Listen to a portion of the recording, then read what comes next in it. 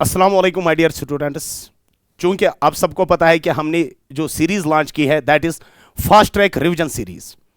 इसमें जो केमिस्ट्री का चैप्टर मुझे जो डिस्कस करना है आज आपके साथ वो है solutions. That is a unit first आपकी केमिस्ट्री का है। तो उसमें टोटल में आपको 7 मार्क्स होते हैं जेके बोर्ड में, मगर ये 7 मार्क्स वहां पर अगर आप पेपर में देखोगे वहां पर 1 मार्क के क्वेश्चन होते हैं, 2 मार्क्स के होते हैं, 3 मार्क्स के होते हैं और 5 मार्क्स के होते हैं। लेकिन जो सॉल्यूशन चैप्टर है, सॉल्यूशन चैप्टर में से आपको मिलेंगे वहां पर 5 मार्क्स का क्वेश्चन होगा और साथ में 1 मार्क के 2 क्वेश्चन होंगे। वही टोटल में 7 मार्क्स होते हैं। मैक्सिमम टाइम्स यही होता है कि 5 मार्क्स का क्वेश्चन होता है और साथ में 1 मार्क के 2 क्वेश्चन होते हैं। अब इसमें हम क्या क्या डिस्कस करने वाले हैं, इसमें हम लास्ट पे मल्टीपल चॉइस क्वेश्चन डिस्कस करेंगे, लेकिन उससे पहले हम जितने भी आज तक क्वेश्चंस पूछे गए हैं इस चैप्टर को लेके वो सारे क्वेश्चंस हम डिस्कस करेंगे। तो हम स्टार्ट करेंगे क्वेश्चन नंबर फर्स्ट से। अब क्वेश्चन नंबर फर्स्ट हमारे पास क्या है, वो है डिफाइन। पहली कंसंट्रेशन टर्म है मोलैरिटी, दूसरी हमारे पास क्या है molality, and number third is mole fraction. यानी हमें ये 3 कंसंट्रेशन टर्म्स डिफाइन करने हैं। यहां देखिएगा, तो अगर हम पहले देखेंगे, पहले हम डिस्कस करेंगे मोलैरिटी को। देखिए बेटा, मोलैरिटी को हम डिनोट करते हैं कैपिटल एम से। अब पहले हम देखेंगे मोलैरिटी की डेफिनेशन हमारे पास क्या है। सिंपली मैं बोर्ड पे लिखूंगा the number of moles of solute, the number of moles of solute present in 1 liter of solution।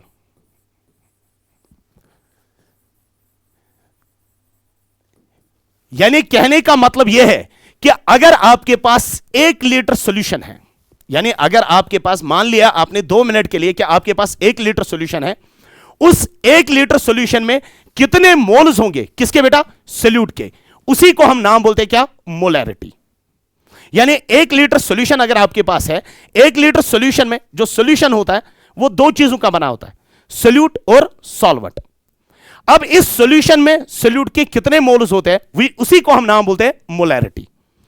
और फॉर्मूला क्या है मोलैरिटी के लिए, अगर आपको कैलकुलेट करना है मोलैरिटी, तो we can say capital M जो है that is equal to number of moles of solute divided by volume of solution. लेकिन वॉल्यूम ऑफ सॉल्यूशन किस में होना चाहिए, लीटर्स में। यानी एक चीज आप याद रखिएगा बेटा, अगर आपको मोलैरिटी कैलकुलेट करना होगा कभी भी, तो आपको 2 चीजें पता होनी चाहिए। एक आपको पता होना चाहिए number of moles of solute, और दूसरी चीज जो आपको पता होनी चाहिए that is the volume of solution. लेकिन वॉल्यूम ऑफ सॉल्यूशन किस में होना चाहिए, लीटर्स में। हां, वॉल्यूम ऑफ सॉल्यूशन हमेशा लीटर्स में नहीं होगा। अगर वॉल्यूम ऑफ सॉल्यूशन एमएल में देके होगा, convert that into litres by dividing with 1000। और number of moles of solute कैसे निकालोगे बेटा, बाय मास, लेकिन मास होना चाहिए in grams, divide by molar मास। उससे आपको क्या मिलेगा बेटा, number of moles of solute. तो जैसे आपको पता है कि नंबर ऑफ मोल्स के लिए जो यूनिट होता है वो होता है मोल, और वॉल्यूम ऑफ सॉल्यूशन लीटर्स में है, तो यूनिट क्या आ जाएगा, मोल डिवाइडेड बाय लीटर। यानी we can say unit of M जो होगा, यानी मोलैरिटी का जो यूनिट होगा that will be simply mole per litre. ठीक है, यह पहली डेफिनेशन हमने देखी किसकी, मोलैरिटी की। अब दूसरी कंसंट्रेशन टर्म हमारे पास क्या है, मोलैलिटी। ठीक है, यहां देखिएगा। अब नेक्स्ट नंबर सेकंड जो हमारे पास है that is molality, and we denote the molality with small M. पहले मैं यहां पर बेटा डेफिनेशन लिखूंगा मोलैलिटी की क्या है। The number of moles of solute, the number of moles of solute present in 1 kg of solvent, 1 kg of solvent। यानी अगर आपके पास, चूंकि मैंने ऑलरेडी बोला सॉल्यूशन दो चीजों का बना होता है, एक तो सोल्यूट का और दूसरा बेटा सॉल्वेंट का। यहां पर मोलैलिटी क्या होती है? The number of moles of solute, कितने मोल्स है सोल्यूट के, मगर किसमें बेटा? इस वक्त सॉल्यूशन हमारे पास नहीं है, इस वक्त हमारे पास क्या है? 1 kg ऑफ सॉल्वेंट। यानी अगर आपके पास 1 kg ऑफ सॉल्वेंट है, उसमें कितने नंबर ऑफ मोल्स होंगे? किसके? सोल्यूट के। उसी को हम नाम बोलते हैं मोलैलिटी। ठीक है। अब अगर हमें कैलकुलेट करना है, फॉर्मूला क्या है मोलैलिटी की, तो हमारे पास जो स्मॉल m होता है that is equal to number of moles of solute divided by mass of solvent. लेकिन मास ऑफ सॉल्वेंट किस में होना चाहिए? केजीज में। मास ऑफ सॉल्वेंट इन केजीज। यानी अगर आपको मोलैलिटी निकालना है, मोलैलिटी कैलकुलेट करने के लिए दो ही चीजें पता होनी चाहिए। एक तो पता होना चाहिए number of moles of solute, दूसरा पता होना चाहिए मास ऑफ सॉल्वेंट। लेकिन ये मास ऑफ सॉल्वेंट किस में होना चाहिए? केजीज में। मगर आप बोलोगे वहां से सर हमें हमेशा केजी में नहीं होता है, हमें मास ऑफ सॉल्वेंट ग्राम में होगा। उसको अगर डिवाइड कर लोगे 1000 से, वो तो बेटा कन्वर्ट हो जाएगा ग्राम्स किस में? केजीज में। अब यहां पर देखिए यूनिट क्या है मोलैलिटी का? Number of moles of solute. इसके लिए बेटा यूनिट क्या आ जाएगा? Mole divided by mass of solvent in KGs. तो यहां पर क्या आ जाएगा? केजी। तो यूनिट क्या आ जाएगा? Mole divided by KG. या उसको हम लिखेंगे बेटा यहां पर यूनिट ऑफ एम। यानी मोलैलिटी का यूनिट हमारे पास क्या रहेगा? दैट विल बी मोल पर केजी। ठीक है। तो ये थी दूसरी कंसंट्रेशन टर्म हमारे पास, दैट इज मोलैलिटी।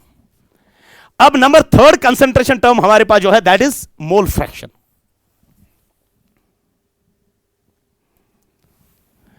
अब नेक्स्ट बेटा हमारे पास है that is what we called as mole fraction, and we denote the mole fraction with chi. अब पहले हम डिफाइन करेंगे बेटा मोल फ्रैक्शन होता क्या है। It is defined as the ratio of, it is defined as the ratio of number of moles of a particular component, of a particular component,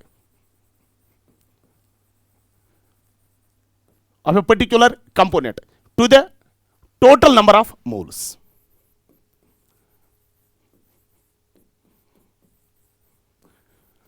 total number of moles. यानी कहने का मतलब है कि ये रेशो होता है, किसका रेशो होता है? Number of moles of a particular component, number of moles of a particular component to the total number of moles. मैं यहां पर बेटा समझा देता हूं। मान लो बेटा ये हमारे पास एक सॉल्यूशन है, ये हमने बेटा एक सॉल्यूशन मान लिया। अब इस सॉल्यूशन में बेटा हमने ऑलरेडी बोला कि सॉल्यूशन बेटा दो चीजों का बना होता है, सोल्यूट का और सॉल्वेंट का। अब मान लो बेटा इसमें बेटा सॉल्वेंट हमारे पास है ए और सोल्यूट हमारे पास है बी, और ये इन्हीं दो चीजों से बना होता है। ध्यान देना बेटा, हमारे पूरे इस लेक्चर में एक कन्वेंशन रहेगा कि जो सॉल्वेंट हमारे पास होगा, सॉल्वेंट को हम डिनोट करेंगे ए से, और जो सोल्यूट हमारे पास होगा, सोल्यूट को हम डिनोट करेंगे बी से। यह हमारी पूरी इस लेक्चर में कन्वेंशन रहेगा, लेकिन आपकी एनसीईआरटी में ऐसी कोई कन्वेंशन नहीं है। यह इस लेक्चर में कन्वेंशन रहेगा कि सॉल्वेंट को ए से डिनोट करेंगे और सोल्यूट को बी से डिनोट करेंगे। अब यहां पर देख लो, अब ए सॉल्वेंट है और बी हमारे पास क्या है? सोल्यूट। अब तो मुझे बार बार नहीं बोलना है कि ए सॉल्वेंट है, ए सॉल्वेंट है, यह तो बेटा आपको ऑलरेडी अब अंडरस्टैंड हुआ। हां, हमने कन्वेंशन माना कि ए सॉल्वेंट है और बी हमारे पास क्या है? सोल्यूट।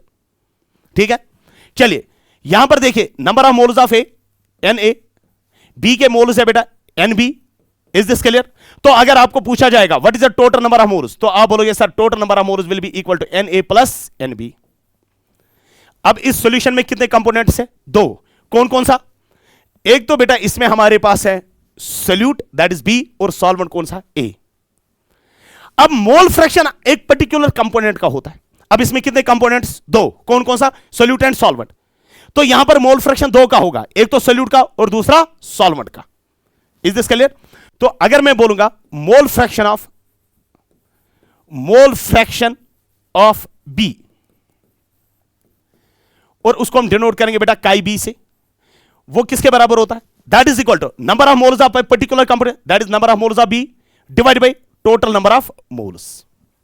Is this clear? इसी तरीके से बेटा mole fraction of A, that is chi A, ये किसके बराबर होगा? That is equal to number of moles of A divided by total number of moles. क्योंकि अगर मैं आपको एक चीज बोलूंगा, जो मोल फ्रैक्शन होगा चाहे बी का पूछा जाएगा या ए का पूछा जाएगा, यह है number of moles of b, इसका भी यूनिट होगा मोल, इसका भी यूनिट होगा mole, mole and mole will get cancel out. इसी तरह से number of moles of a, total number of moles, mole and mole will get cancel out. यानी कहने का मतलब हुआ जो मोल फ्रैक्शन हमारे पास होता है वो हमारे पास होता है यूनिटलेस। मोल फ्रैक्शन जो होता है वो होता है यूनिटलेस।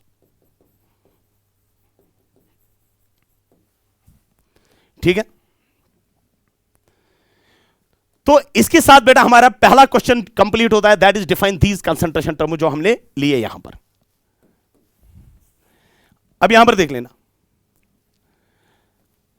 अब जो दूसरा हमारे पास क्वेश्चन नंबर 2 है, calculate the molarity of A solution, calculate the molarity of A solution containing 5 grams of NaOH in 450 ml of solution. अगर आप चेक कर लोगे बेटा, यह आपकी एनसीईआरटी का क्वेश्चन है और ये इन टेक्स्ट क्वेश्चन आपकी एनसीईआरटी में है वहां पर। ठीक है, आपको क्या कैलकुलेट करना है बेटा? You have to calculate what? Molarity.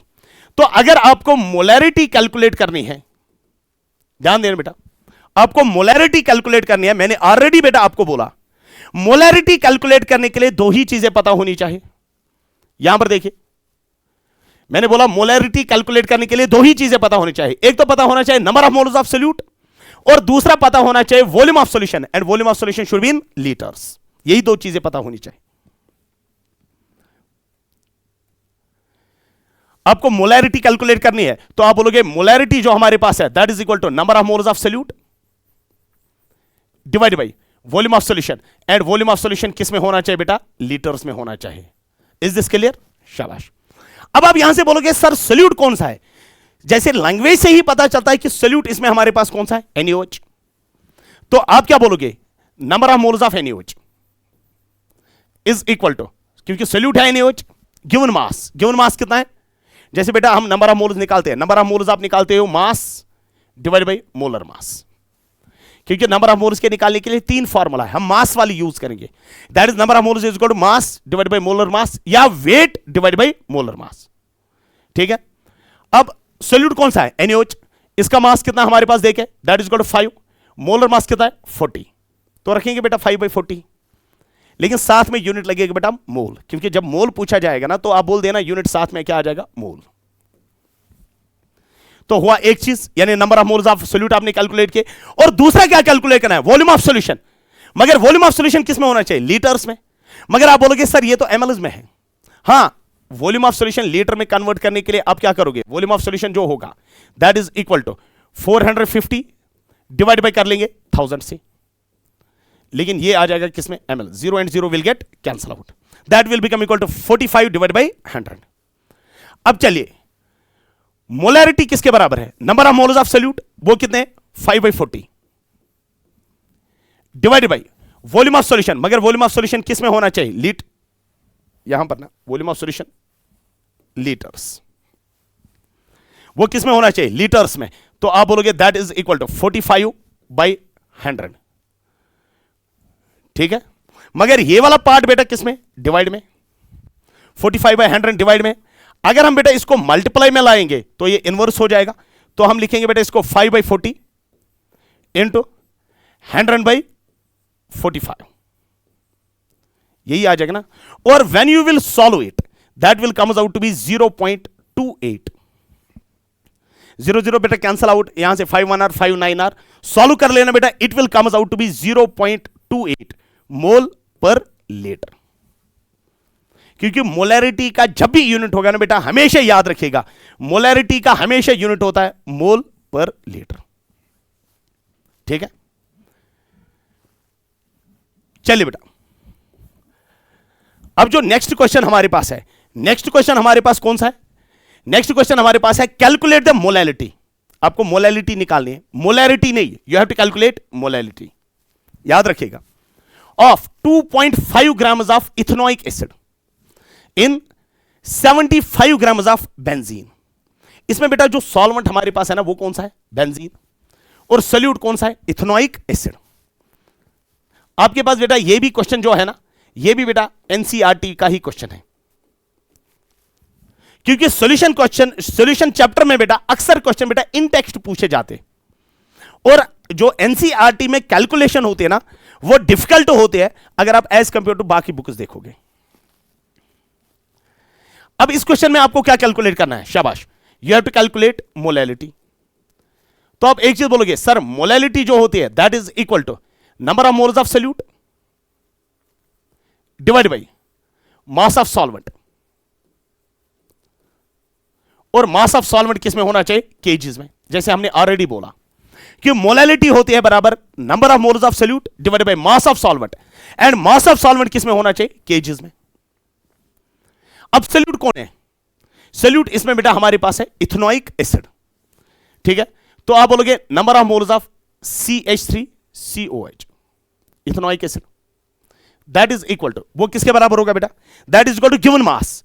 Given mass कितना देखे, given mass is 2.5 divided by molar mass. Ethanoic acid का मोलर मास है 60, कार्बन के 2 हुए 24, ऑक्सीजन के 2 हुए 32, और hydrogen 4, that is molar mass will comes out to be 60।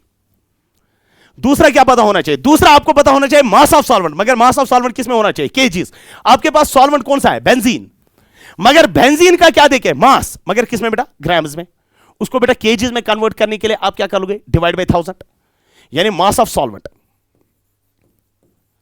Mass of solvent आप बोलोगे that will become equal to 75 divide by 1000, मगर आप यहां पर क्या लिखोगे, केजीज। इज दिस क्लियर यहां तक, शाबाश। अब मुझे बोलेगा मोलैलिटी किसके बराबर है, number of moles of solute, number of moles of solute कितने, 25/60 divide by mass of solvent in KGs, mass of solvent in KGs कितना है, 75 डिवाइड बाय 1000, ठीक है। चलिए बेटा अब मुझे एक चीज बोलिएगा, ये 75/1000 किस में है, डिवाइड में, 75/1000 किस में है, डिवाइड में। तो अगर मैं इसको मल्टीप्लाई में लिखूंगा तो मैं इसका इनवर्स ले लूंगा यहां पर, तो we can write it as 25 divide by 60 multiply by 1000 divide by 75। तो you can say 25 1 are 25 3 are, solve कर लेना बेटा। तो सॉल्व करके बेटा यू विल गेट 0.55, मगर साथ में क्या लगेगा बेटा, मोल पर केजी, क्योंकि मोलैलिटी का जब भी यूनिट हमारे पास होता है ना, मोलैलिटी का हमेशा यूनिट होता है क्या बेटा, मोल पर केजी, ठीक है। चलिए बेटा अब जो नेक्स्ट क्वेश्चन हमारे पास है, नेक्स्ट क्वेश्चन कौन सा है, नेक्स्ट क्वेश्चन है कैलकुलेट द मोल फ्रैक्शन। आपको बेटा मोल फ्रैक्शन निकालना है, किसका मोल फ्रैक्शन निकालना है, इथिलीन ग्लाइकॉल का। इथिलीन ग्लाइकॉल की फॉर्मूला बेटा यहां पर देखिए, C2H6O2 in a solution containing 20% of C2H6O2 by mass। यानी यहां पर ध्यान देना बेटा, क्वेश्चन आपके पास ये भी बेटा एनसीईआरटी का ही है, और बेटा ये एनसीईआरटी का भी है, और ये बेटा लास्ट ईयर बेटा पूछा भी गया है जेके बोर्ड। ये लास्ट ईयर का भी क्वेश्चन है बेटा, जो जेके बोर्ड में पूछा गया था, ये वाला क्वेश्चन हमारे पास, ठीक है। अब आपको क्या निकालना है, मोल फ्रैक्शन निकालना है। किसका निकालना है, इथिलीन ग्लाइकॉल का मोल फ्रैक्शन निकालना है। बात समझ लेना, in a solution containing 20% of C2H6O2 by mass, यानी इसमें सोल्यूट देखे, सोल्यूट इथिलीन ग्लाइकॉल है, मगर सॉल्वेंट के बारे में बेटा कोई भी इंफॉर्मेशन नहीं देके। जब सॉल्वेंट के बारे में कोई भी इंफॉर्मेशन नहीं देके होती है ना, हमेशा याद रखिएगा उस टाइम पे सॉल्वेंट माना जाता है वाटर को। अगर मैं इसको बेटा केमिस्ट्री की लैंग्वेज से लिखूंगा तो कहने का मतलब हुआ बेटा ये देके है 20% W/W C2H6O2 एक्वस। और आपको ऑलरेडी पता है 20% बाय मास यही होता है, 20% W/W, क्योंकि आपने ऑलरेडी बेटा ये टर्म सुनी होगी बेटा W/W। तो हमने फिर से लिखा यहां पर बेटा it is 20% W/W, it is mass percent. अब किसका मास परसेंट देखें? इथिलीन ग्लाइकॉल का। ध्यान देना, अगर ऑलरेडी बेटा आपको पता है कि जो परसेंटेज होता है इट इज आउट ऑफ 100। मान लो बेटा एक सॉल्यूशन हमारे पास है, अब आप वहां से बोलोगे सर आपने एक्वस क्यों लिखा? क्योंकि एक्वस तो मेंशन करके नहीं था, क्योंकि जहां पर भी आपको सॉल्वेंट लेना होगा ना, आप सॉल्वेंट लेना किसको? वाटर को। इसीलिए बेटा हमने, यानी अब इस सॉल्यूशन में दो चीजें हैं। 20% W/W का मतलब क्या है? परसेंट का मतलब होता है आउट ऑफ 100, इस परसेंट का मतलब होता है आउट ऑफ 100। यानी अगर आपके पास सॉल्यूशन है 100 ग्राम्स, 100 ग्राम्स ऑफ सॉल्यूशन, अब ये सॉल्यूशन बेटा मुझे बोल दो ये किस किस चीज का बना होगा? ये दो चीजों का बना होगा, एक तो बना होगा सोल्यूट का और दूसरा बना होगा सॉल्वेंट का। सोल्यूट कौन है इसमें? सोल्यूट इसमें है C2H6O2, इसके बेटा है 20 ग्राम्स, क्योंकि 20% देके है, यानी 20 आउट ऑफ 100। फिर मुझे बोलेगा बेटा वाटर भी देके है, वाटर होगा 80 ग्राम्स। Is this clear? शाबाश। अब मुझे बोलेगा बेटा अगर आपके पास इथिलीन ग्लाइकॉल का मास देखे तो आपको नंबर ऑफ मोल्स कैलकुलेट करना आएगा। तो we can say number of moles of, यहां देखिएगा, number of moles of C2H6O2 that is given mass, given mass कितना है? 20, ठीक है, divided by molar mass, molar mass कितना है? 62। क्योंकि अगर आप देखोगे जो आपके पास इथेनॉइक एसिड था उसका था 60, इसका हमारे पास कितना होगा? 62, ठीक है। इसी तरीके से बेटा आपके पास वाटर है, number of moles of water कितना होगा? Given mass 80 divided by molar mass, molar mass कितना है? 18, एंड दैट इज, एंड जब आप कैलकुलेट करोगे it will comes out to be 4.4, और इसका जब आप सॉल्व करोगे it comes out to be 0.32, 4.44, ठीक है। ये है number of moles of solute के, और ये किसके नंबर ऑफ मोल्स? सॉल्वेंट के। Then what is the total number of moles? शाबाश, जरा मुझे बोलिएगा बेटा what is the total number of moles? Total number of moles will comes out to B 4.76, it will be the total number of moles will comes out to be कितना? 4.76। मगर आपको क्या पूछा गया है? आपको पूछा गया है आप मोल फ्रैक्शन निकालिए, क्योंकि जैसे हमने मोल फ्रैक्शन को बेटा डिफाइन किया था, यहां देखिए मोल फ्रैक्शन को, ये रेशियो होता है किसका? Number of moles of particular component to the total number of moles. अब मुझे बोलेगा यहां देख लेना, number of moles of particular component, किसका मोल फ्रैक्शन निकालना है? इथिलीन ग्लाइकॉल का। हमने ऑलरेडी बोला मोल फ्रैक्शन को हम काई से डिनोट करते हैं, यानी chi of C2H6O2 that is equal to number of moles of ethylene glycol. कितने हैं number of moles of ethylene glycol के? 0.32 divided by total number of moles. Total number of moles आपके पास कितने? 4.76।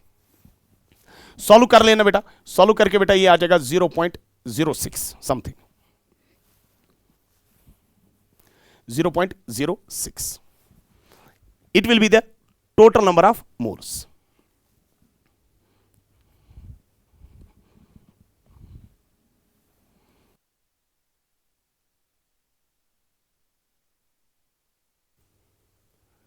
चलिए बेटा, तो अब जो नेक्स्ट क्वेश्चन हमारे पास है वो है state Raoult's law, right the expression for the vapour pressure of A solution containing 2 miscible volatile liquids. आप मुझे बेटा पहले 2 मिनट दीजिएगा, यहां पर ध्यान देना बेटा।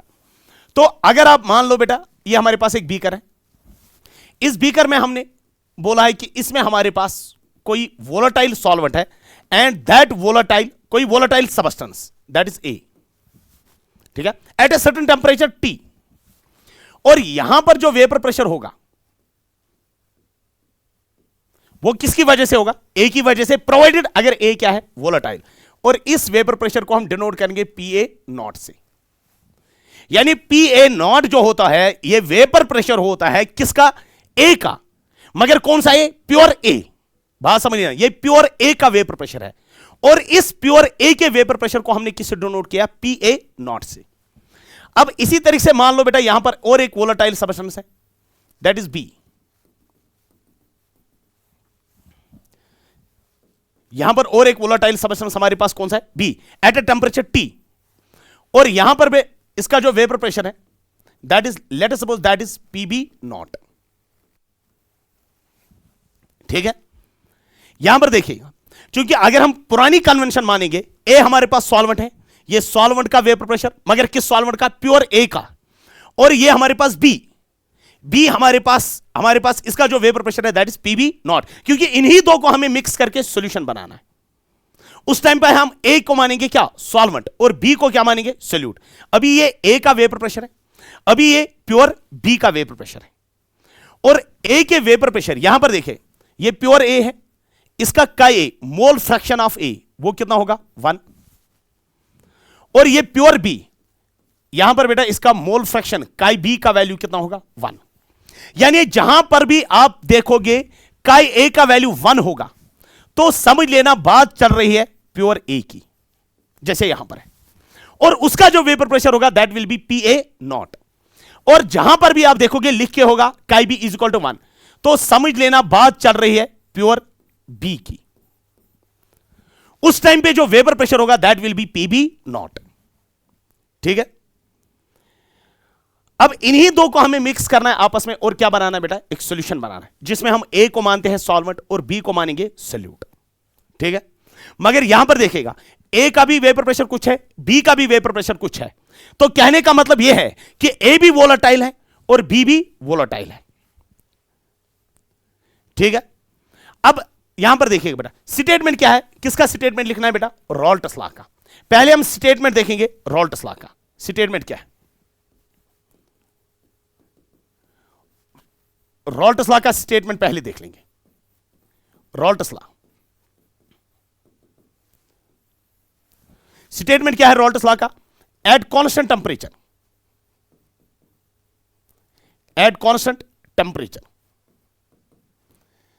The partial pressure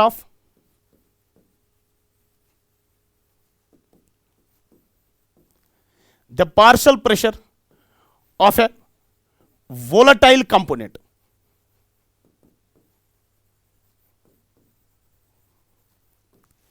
in vapor phase is directly proportional to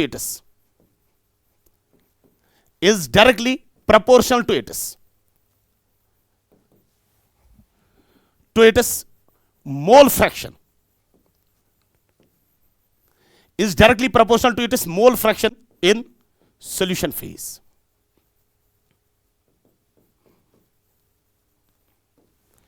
यानी अगर आप इस स्टेटमेंट को बेटा पूरी अच्छी तरीके से देख लोगे तो कहने का मतलब हुआ कि जो पार्शियल प्रेशर होगा किसी भी वोलेटाइल कंपोनेंट का वेपर फेज में, वेपर फेज हुआ जो ऊपर बेटा सॉल्यूशन फेज के ऊपर होगा, is directly proportional to its mole fraction in solution phase. यानी इसी को अगर मैं मैथमेटिकली लिखूंगा, लेट अस सपोज हम कंपोनेंट लेंगे ए, क्योंकि ए भी वोलेटाइल है और बी भी वोलेटाइल है, हमने यही माना। लेट अस सपोज हम कंपोनेंट ए की बात कर लेंगे, तो हम लिखेंगे that is partial pressure of A is directly proportional to mole fraction of a. मगर ये पार्शियल प्रेशर ऑफ ए कहां पर है बेटा? वेपर फेज में। Is directly proportional to mole fraction of a, and mole fraction of a ये हमारे पास देखे है किसमें? सॉल्यूशन फेज में। And we called this as, इसी को हम नाम बोलते बेटा कौन सा लॉ? Henry's law. अगर हम प्रोपोर्शनलिटी हटा देंगे तो we will use a constant, तो हम यूज करेंगे बेटा constant of proportional that is K into chi a. Let we called this as equation number first. ये इक्वेशन नंबर फर्स्ट हमारे पास है। ठीक है बेटा, अब देखिएगा बेटा अगर ये प्रोपोर्शनल, अगर के प्रोपोर्शनलिटी कांस्टेंट है, इसके साथ कौन सी टर्म है? काई ए। अगर मैं बोलूंगा बेटा यहां पर इफ काई ए इज इक्वल टू 1, अगर काई ए का वैल्यू क्या होगा? 1, तो आप बोलोगे सर आपका कहने का मतलब हुआ फिर ये हमारे पास प्योर ए है, प्योर ए, और ये मिक्सचर नहीं है। प्योर ए और नो मिक्सचर, ये मिक्सचर नहीं है। यानी अगर आप इक्वेशन फर्स्ट में बेटा काई ए का वैल्यू 1 पुट करोगे, यानी इक्वेशन फर्स्ट में काई ए का वैल्यू 1 पुट करोगे, तो उस टाइम पे क्या होगा?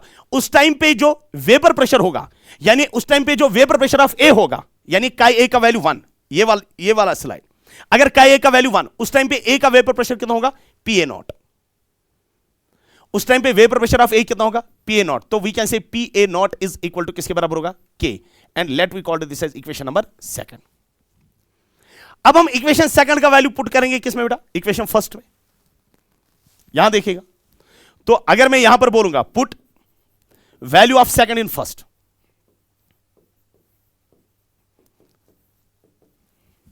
ठीक है, तो अगर हम के की जगह कौन सा वैल्यू पुट करेंगे, पी ए नॉट, तो हम बोलेंगे बेटा partial pressure of A is equal to किसके बराबर होगा, chi A into P A nought. यानी ये हमारे पास हमने रिलेशन लिखी, मैथमेटिकल इक्वेशन किसके लिए बेटा, किसकी मैथमेटिकल रिलेशन बेटा, Raoult's law for which component, for component a. और ऐसी इक्वेशन हम लिख सकते हैं बेटा किसके लिए, कंपोनेंट बी के लिए। और कंपोनेंट बी के लिए हम क्या लिखेंगे, कंपोनेंट बी के लिए हम क्या लिखेंगे बेटा, that is PB. Component B के लिए हम लिखेंगे पीबी इज इक्वल टू किसके बराबर होगा, दैट इज काई बी इंटू पीबी नॉट। ये हमने किसके लिए देखा, ये हमने देखा कंपोनेंट बी के लिए, ठीक है। तो ये हुआ हमारा पहला कि राइट रोल्टस लॉ। फिर उसके बाद क्या लिखना है बेटा, right the expression for the vapour pressure of A solution. आपको बेटा टोटल वेपर प्रेशर लिखना है किसका, सॉल्यूशन का, कंटेनिंग टू मिक्सिबल वोलेटाइल लिक्विड्स, यानी जिसमें दो वोलेटाइल लिक्विड्स होने चाहिए और वो मिक्सिबल यानी वो मिक्स होने चाहिए, यानी उनमें इंटरेक्शन सेम होनी चाहिए। यहां पर देखिए, अब हमने बेटा ऑलरेडी यहां पर दिखाया दो liquids, liquid A and liquid B. अब हमें इन्हीं का सॉल्यूशन बनाना है। यहां तक हमने देखा कंपोनेंट ए के लिए हमने बोला पी ए का value chi A P A nought, component B के लिए आपने बोला chi B P B is equal to chi B P B nought. अब हम ए और बी का सॉल्यूशन बना देंगे, तो ए और बी का सॉल्यूशन ये रहा हमारे पास, ये हमारे पास ए और बी का हमारे पास सॉल्यूशन है।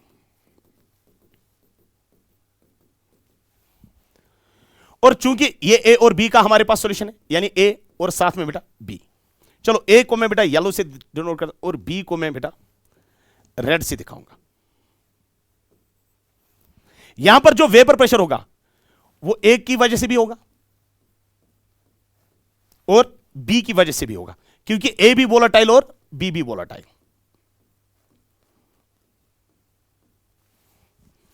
ठीक है। अगर आपको पूछा जाएगा, अब ए और बी यहां पर भी प्रेजेंट है, यहां पर भी ए बी प्रेजेंट है और बी भी प्रेजेंट है, यहां पर दोनों प्रेजेंट है, ए बी और बी भी। अब मुझे बोलेगा, अगर आपको पूछा जाएगा इसका टोटल वेपर प्रेशर कितना है इस सॉल्यूशन का, यानी सॉल्यूशन यहां पर जो वेपर प्रेशर वो होगा ना, वेपर प्रेशर ए की वजह से प्लस वेपर प्रेशर बी की वजह से। तो अगर मैं बोलूंगा total vapour pressure of solution, total vapour pressure of solution, जिसको हम डिनोट करेंगे बेटा पी एस से, और we denote that with P total, P S, और जिसको हम डिनोट करेंगे किससे बेटा, पी टोटल से। जरा मुझे बोलेगा बेटा वो किसके बराबर होगा, that is equal to partial pressure of A plus partial pressure of B according to Dalton's law. तो पी एस किसके बराबर आ जाएगा, पी एस किसके बराबर आ जाएगा, पी ए का वैल्यू अकॉर्डिंग टू रॉल्टस लॉ, यहां देखिए that is chi A P A not, और पीबी का वैल्यू अकॉर्डिंग टू रॉल्टस लॉ, तो हम क्या बोलेंगे पीबी काई बी पीबी नॉट। तो हम लिखेंगे बेटा chi A P A not plus chi B PB nought. This is the total vapour pressure of solution, मगर जिसमें ए भी हमारे पास वोलेटाइल है और बी भी हमारे पास वोलेटाइल है, ठीक है।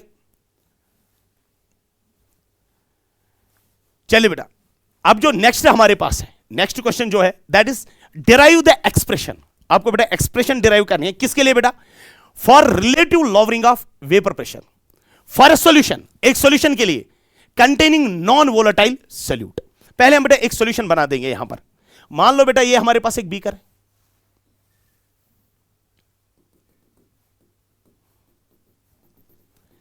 ये हमारे पास एक बीकर है, इसमें हमारे पास सॉल्यूशन है लेकिन containing non volatile solute. 2 minute के लिए मान के चलो बेटा it is an aqueous solution, aqueous solution containing non volatile solute. It is an aqueous solution containing non volatile solute. ये हमारे पास एक एक्वस सॉल्यूशन जिसमें हमारे पास कौन सा सोल्यूट है, नॉन वोलेटाइल सोल्यूट। ठीक है, यहां पर जो वेपर प्रेशर होगा, ये किसका वेपर प्रेशर होगा, मैंने नहीं बोला बेटा किसकी वजह से, मैं बोल रहा हूं किसका वेपर प्रेशर। तो आप बोलोगे सर ये वेपर प्रेशर है सॉल्यूशन का, and we denote it with PS। PS is the vapour pressure of solution.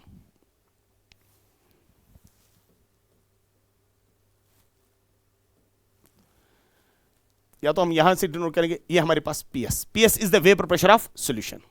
ठीक है, अब यहां पर देखिए, मगर इसमें सोल्यूट हमारे पास क्या है, इसमें सोल्यूट हमारे पास नॉन वोलेटाइल है। अगर सोल्यूट नॉन वोलेटाइल है तो उसका वेपर प्रेशर नहीं होगा। पहले एक चीज यहां देखिएगा, तो अगर मैं बोलूंगा सोल्यूट जो है, सोल्यूट आप बोलोगे सर सोल्यूट है non volatile.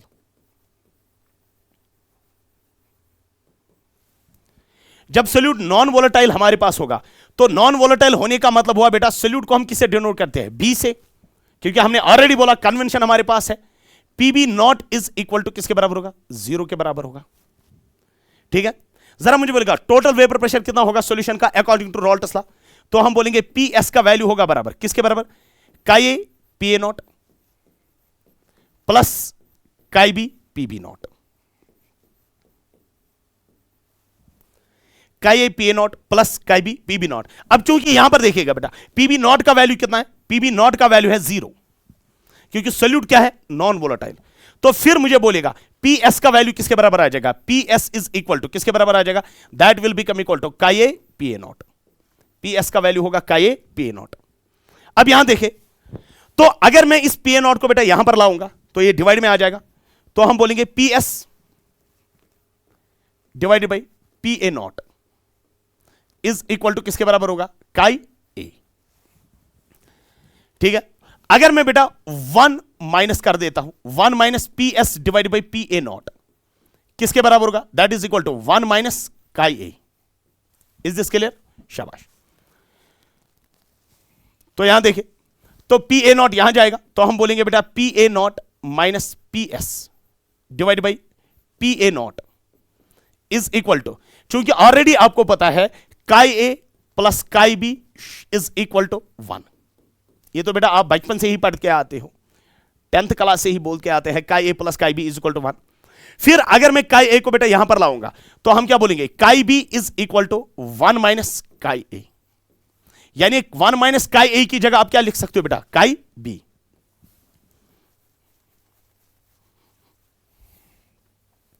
One minus chi A की जगह आप क्या लिख सकते हो बेटा, काई B। अच्छा, अगर मैं बोलूंगा PA नॉट माइनस PS, ध्यान देना बेटा, PA nought minus PS, PA nought minus PS, इसको बेटा नाम बोलते बेटा, that is what we called as lowering of vapour pressure, lowering of vapour pressure. ठीक है, और अगर हम देख लेंगे बेटा PA nought minus PS divide by PA nought, इसको हम बेटा नाम बोलते हैं, it is actually the fraction of lowering in vapour pressure. और आपकी एनसीईआरटी फ्रैक्शन को मान के चलते हैं रिलेटिव, वो फ्रैक्शन टर्म यूज नहीं करते, वो वहां पर बेटा एनसीईआरटी बेटा लिखता है वहां पर फ्रैक्शन की जगह रिलेटिव। तो ये हमारे पास है relative lowering of vapour pressure, lowering of vapour pressure, जिसको बेटा हम शॉर्ट फॉर्म में लिखते हैं RLVP। तो अगर हम देखेंगे PA nought minus PS divide by PA nought, यही हमारे पास है ना relative lowering of vapour pressure, is equal to chi B। काई B क्या है, मोल फ्रैक्शन, किसका मोल फ्रैक्शन, सोल्यूट का, मगर सोल्यूट हमारे पास क्या है, नॉन वोलेटाइल, यानी ये हमारे पास है RLVP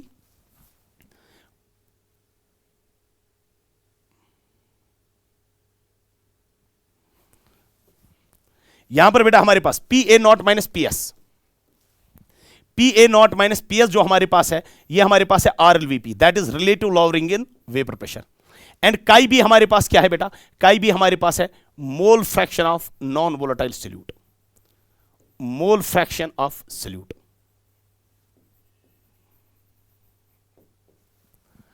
मगर ये सोल्यूट हमारे पास क्या है, नॉन वोलेटाइल।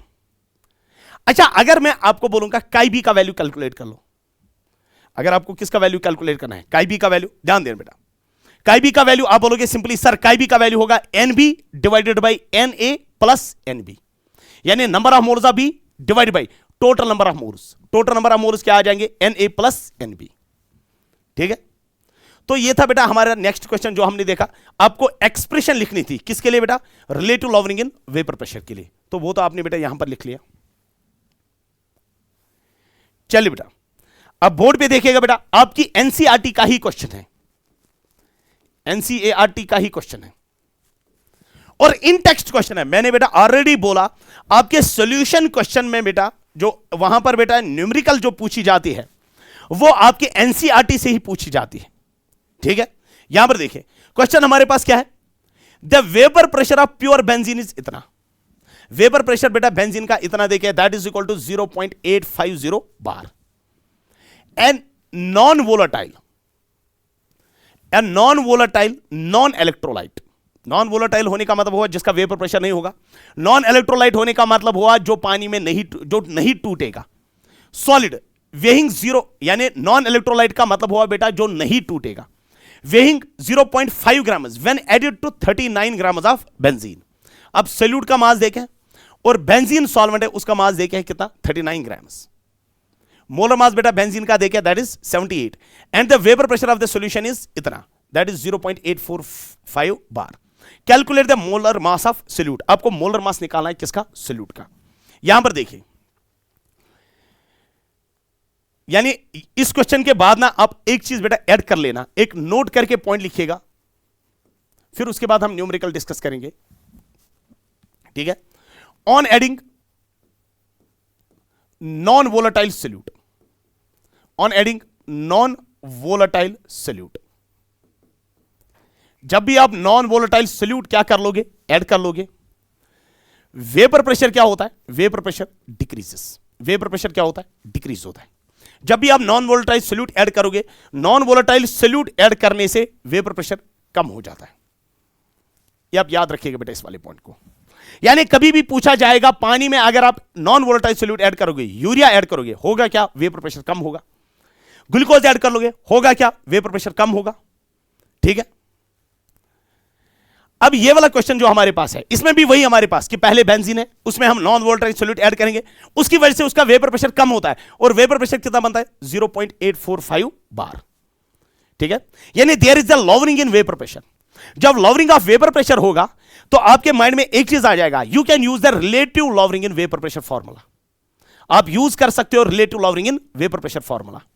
ठीक है, यहां पर देखिए डेटा यूज, जो भी डेटा यहां पर डेटा देके है, डेटा को यूज करने से पहले मैं आपको एक चीज बोल दूंगा कि relative lowering in vapour pressure की फॉर्मूला हमारे पास क्या है, ध्यान देना। अगर हम देख लेंगे बेटा, हमने लिखा यहां पर RLVP जो होता है that is PA0 minus PS divide by PA0, यही है relative lowering in vapour pressure. ये बराबर है मोल फ्रैक्शन ऑफ सॉल्यूट, उसको हम लिख सकते हैं बेटा NB divide by Na plus NB। Is this clear? शाबाश। अब मुझे बोलेगा बेटा यहां पर देखिए, तो अगर हम देखेंगे चूंकि जो RLVP होता है, RLVP relative lowering in vapour pressure, ये क्वालिटेटिव प्रॉपर्टी है और क्वालिटेटिव प्रॉपर्टीज बेटा हम अप्लाई करते हैं डाइल्यूट सॉल्यूशंस के लिए। अगर हम बेटा इसको डाइल्यूट सॉल्यूशन मानेंगे, डाइल्यूट कहने का मतलब हुआ जो सॉल्यूट है वो बहुत कम है as compare to that of solvent. यानी अगर मैं बोलूंगा if the solution is dilute, if the solution is dilute, अगर सॉल्यूशन क्या है? डाइल्यूट, तो आप बोलोगे number of moles of A is much greater than the number of moles of B। जरा मुझे बोलेगा बेटा इस इक्वेशन में हम ये अप्रोक्सीमेशन डाल सकते हैं? हां, तो अगर हम देखें number of moles of A is much greater than B, तो आप बोलोगे PA0 minus PS divide by PA0 is equal to किसके बराबर होगा? NB divided by Na। Is this clear? शाबाश। तो अगर हम देख लेंगे बेटा इसको तो हम ऐसे भी लिख सकते हैं PA0 minus PS divide by PA0 is equal to NB की जगह लिख सकते हैं ना mass of solute divide by molar mass of solute MB divide by MA mass of solvent divide by molar mass of solvent that is MA। चूंकि ये divide में है, MA बाई MA डिवाइड में है, हम तो इसको बेटा मल्टीप्लाई में भी लिख सकते हैं। जरा मुझे बोलिएगा बेटा मल्टीप्लाई में क्या आ जाएगा, तो we can write it as P A nought minus P S divided by P A not is equal to किसके बराबर होगा, that is called M B divided by M B into M A divided by M A. ध्यान देना, अगर मैं हर किसी term का बेटा मीनिंग आपको बोल देता, what is P A nought, P A not is the vapour pressure of pure solvent. What is P S, P S is the vapour pressure of solution. What is P A nought, vapour pressure of solvent. And what is M B, M B हमारे पास क्या है, M B हमारे पास है mass of solute. And what is capital M B, molar mass of solute. And what is M A, mass of solvent. And what is M A, that is the mass of, what is m capital Ma, that is the molar mass of solvent. What is Ma, Ma is the mass of solvent. ठीक है, यानी ये हमारे पास है mass of solute, ये हमारे पास है मोलर मास ऑफ सोल्यूट, ये हमारे पास है molar mass of solvent and it is the mass of solvent. अगर आपको बेटा ये वाली चीज पता है, पी ए नॉट पता है, पी एस पता है, पी ए नॉट पता है, एम बी पता है, ये वाली टर्म पता है, ये वाली टर्म पता है, जिनको मैंने ग्रीन से एनसर्कल किया, तो you can calculate the molar mass of solute. क्या यहां तक क्लियर हुआ? यानी इस वाले क्वेश्चन में बेटा आपको यही कैलकुलेट करना है, you have to calculate the molar mass of solute. ठीक है, तो आप एक चीज कर लोगे तो आप बोलोगे सर हम एक चीज यूज करेंगे इसी वाली फॉर्मूला को, तो आप लिखोगे बेटा P A nought minus P S divide by P A not is equal to किसके बराबर होगा, M B. M B is the mass of solute divided by M B, that is the molar mass of solute, multiply by M A. M A is the molar mass of solvent divided by M A, M A is the mass of solvent. अब कितना P A nought बेटा data में देखें 0.850 बार, तो हम बोलेंगे बेटा 0.850 minus P S कितना देखे, डेटा देख लो बेटा, that is equal to 0.845, 0.845 divide by P A nought, P A nought कितना देखें 0.850 is equal to what is the mass of solute, mass of solute कितना है 0.5 डिवाइडेड बाई एम बी, वही तो कैलकुलेट करना है molar mass of solute, into what is molar mass of solvent. Solvent कौन सा है, बेंज, सॉल्वेंट कौन सा है यहां देख लेना, सॉल्वेंट कौन सा हमारे पास है, बेंजीन, और उसका मोलर मास कितना है 78 divide by what is mass of solvent 39, that is 39, 39 1 are 2 are, 2 into 5 कितना आ जाएगा 1, तो ये सॉल्व करके कितना आ जाएगा 0.005 divide by 0.850 is equal to कितना आ जाएगा 1 डिवाइड बाई एम बी। ठीक है, डेसिमल 3 के बाद है, डेसिमल 3 के बाद है, तो अगर मैं आपको बोलूंगा चलो इसका इनवर्स कर देंगे तो एम बी कितना आ जाएगा, M B will become equal to that is 850 divide by simply 5, तो सॉल्व करके कितना आ जाएगा 170, 5 1 हुए, 5 7 हुए 35 0 170, लेकिन मोलर मास का यूनिट होता है बेटा ग्राम पर मोल, यानी आपको बेटा यहां से मिलेगा मोलर मास ऑफ सोल्यूट। ठीक है,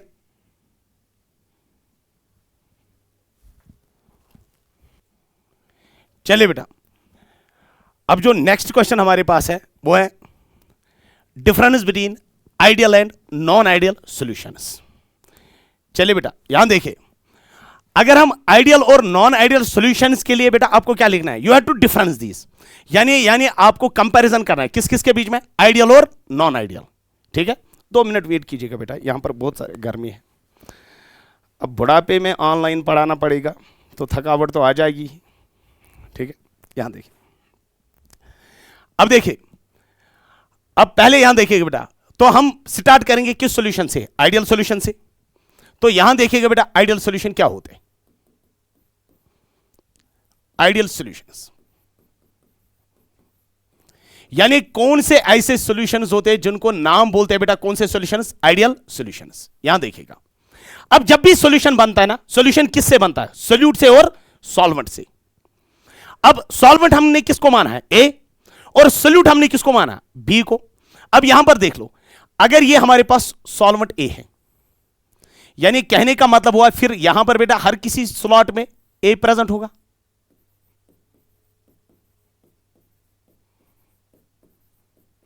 ए होगा, और यहां पर जो वेपर प्रेशर होगा ये किसकी वजह से होगा? प्योर ए की वजह से, and that will be called as P A nought, जैसे हमने इससे पहले बोला। और यहां पर बेटा हमारे पास क्या है? यहां पर हमारे पास सोल्यूट है, यानी these are the imaginary slots. हम मान के चलते हैं बेटा हर किसी स्लॉट में क्या प्रेजेंट है? बी। और यहां पर जो वेपर प्रेशर होगा that will be called as, ये प्योर बी की वजह से होगा, that will be called as P B nought. अब इन्हीं की वजह से हम सॉल्यूशन बना देंगे, और अब जो सॉल्यूशन बनेगा वो सॉल्यूशन बेटा ए और बी की वजह से बनेगा, और इसको हम बेटा इस तरीके से रिप्रेजेंट करेंगे।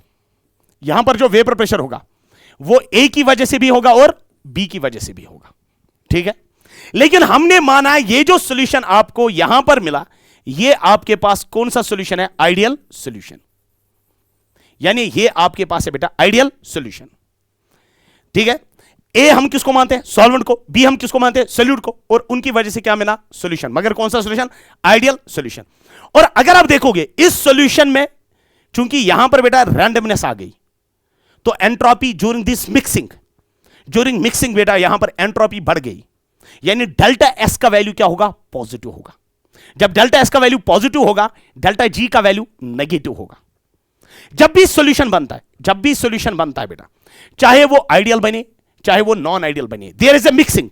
और जब भी मिक्सिंग होती है बेटा, मिक्सिंग के टाइम पे बेटा एंट्रोपी बढ़ती है, यानी डेल्टा एस का वैल्यू पॉजिटिव होगा और डेल्टा जी का वैल्यू नेगेटिव होगा, वो हमेशा होता है, ठीक है। यहां देखें, अब यहां पर देखिए, अगर हम इस सॉल्यूशन को मानते हैं आइडियल सॉल्यूशन, यहां पर ए हमने किसको माना है? सॉल्वेंट। यहां पर कौन सी इंटरेक्शन है? A interaction, that is what we called as solvent interaction. और यहां पर कौन सी इंटरेक्शन है? बी बी इंटरेक्शन होने का मतलब हुआ सोल्यूट इंटरेक्शन। यहां पर कौन सी इंटरेक्शन है? ए और बी। यहां पर ए बी होने का मतलब हुआ बेटा सॉल्वेंट सोल्यूट इंटरेक्शन। यानी जो आइडियल सॉल्यूशन होता है, कौन सा सॉल्यूशन? Ideal solution. उसमें पहला पॉइंट जो हम लिखेंगे, पहला पॉइंट जो आइडियल सॉल्यूशन का होगा वो होगा number first point, that is solvent interaction जो होती है, solvent interaction, solvent interaction is equal to, वो बराबर होता है किसके बराबर? Solute interaction, solute interaction. और वो बराबर होगा सॉल्वेंट सोल्यूट इंटरेक्शन के बराबर, सॉल्वेंट सोल्यूट इंटरेक्शन।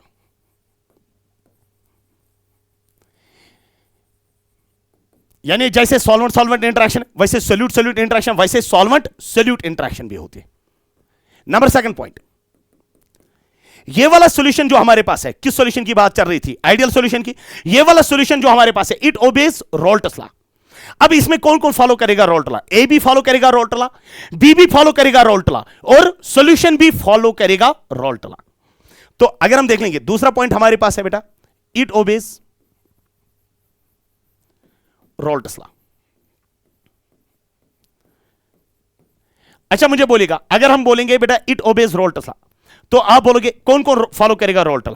ए भी फॉलो करेगा रोल्ट लॉ, बी भी फॉलो करेगा रोल्टस लॉ, और सॉल्यूशन भी फॉलो करेगा रोल्टस लॉ। तो हम बोलेंगे पी ए का वैल्यू जो होगा that is equal to chi A P A not. फिर उसके बाद पी बी का वैल्यू जो होगा that is equal to chi B P B naught, क्योंकि ए भी फॉलो करता है रोल्टस लॉ, बी भी फॉलो करता है रोल्टस लॉ, और सॉल्यूशन भी फॉलो करेगा रोल्टस लॉ। यानी टोटल वेपर प्रेशर जो सॉल्यूशन का होगा that is equal to chi A P A not plus chi B P B not.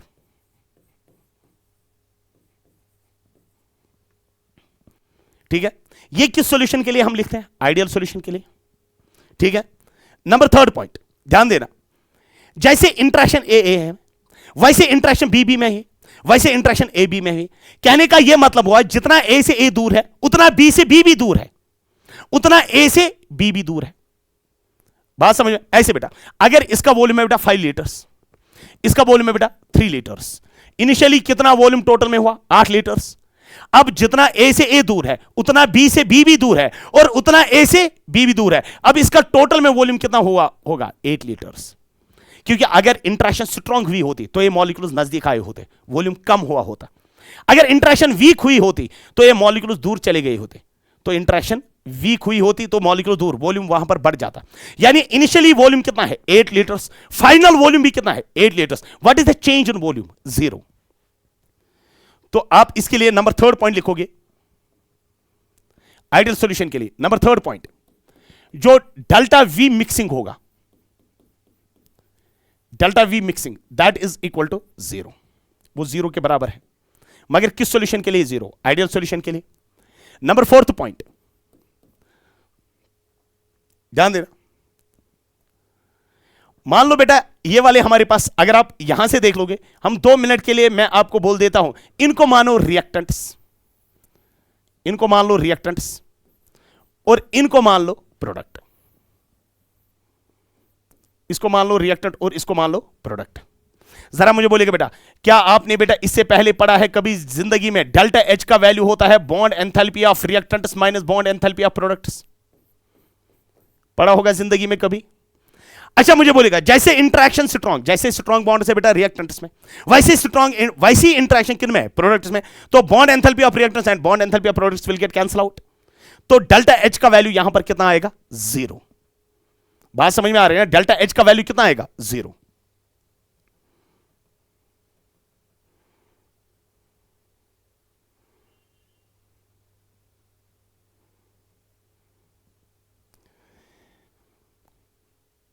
यानी आप बोलोगे delta H mixing, delta H mixing जो होगा, delta H mixing is equal to 0।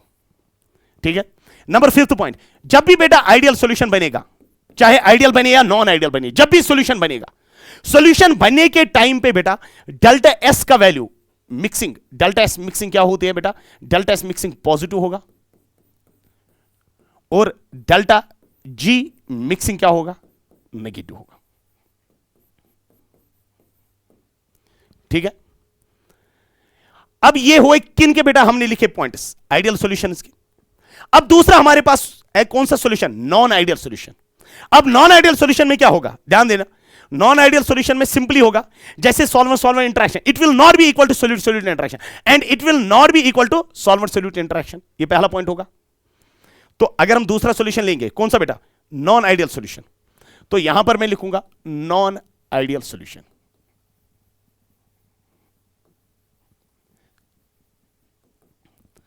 Non ideal solution में पहला point हमारे पास क्या होगा? पहला होगा कि जो सॉल्वेंट सॉल्वेंट इंटरेक्शन होगी, सॉल्वेंट सॉल्वेंट इंटरेक्शन,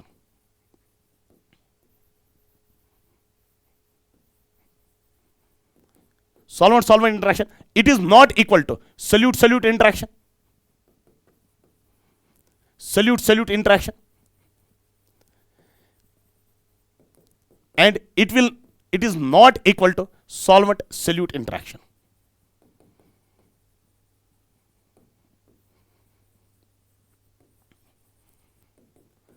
ठीक है। नंबर 2 पॉइंट, अच्छा अगर ये नॉन आइडियल सॉल्यूशन है, इसको बोलते हैं रियल सॉल्यूशन भी।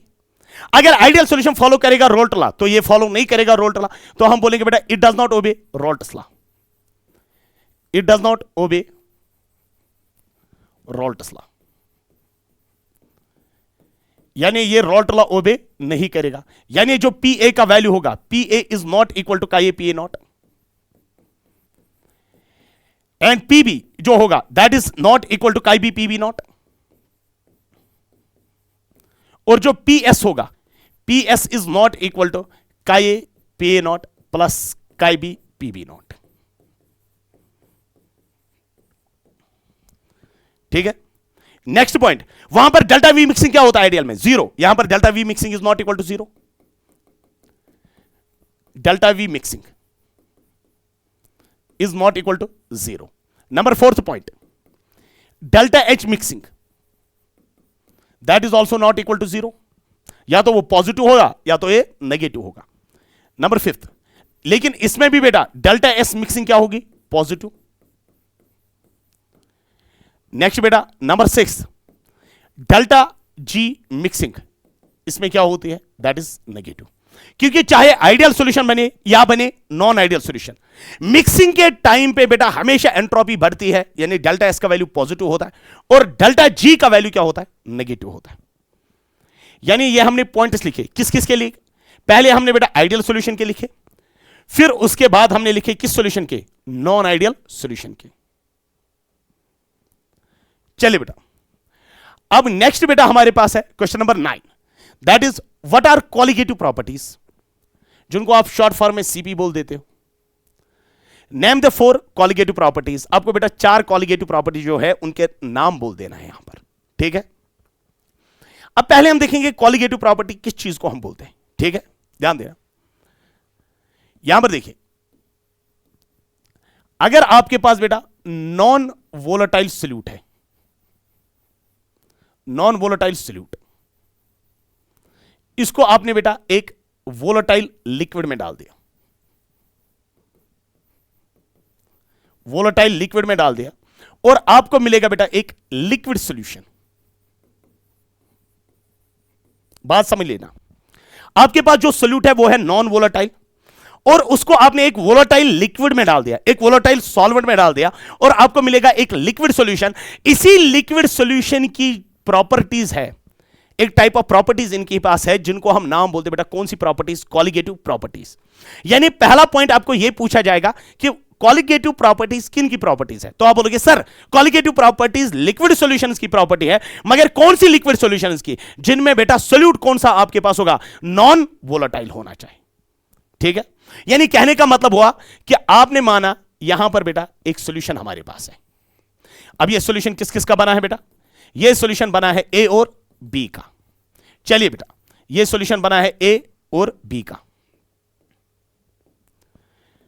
अगर यह सॉल्यूशन बना है ए और बी का, पहली बात मुझे एक चीज बोल दो कि इसमें जो बी हमारे पास है वो है नॉन वोलेटाइल और ए हमारे पास क्या है, वोलेटाइल।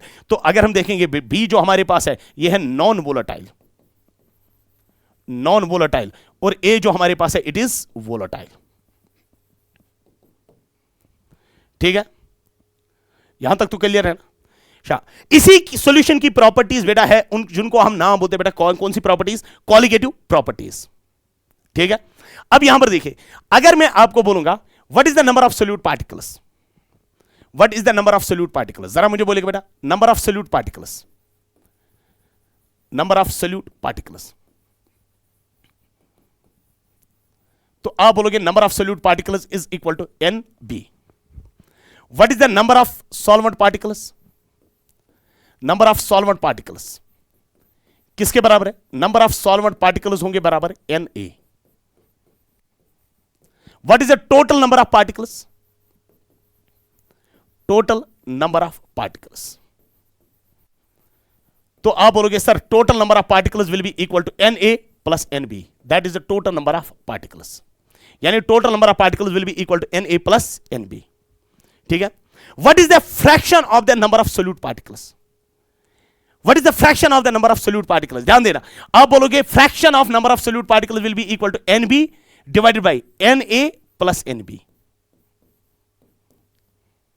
वही बोलोगे ना। ये जो N B divided by N A plus N B आपने लिखा ना, ये लिखा आपने क्या बेटा, fraction of number of solute particles लिखा ना।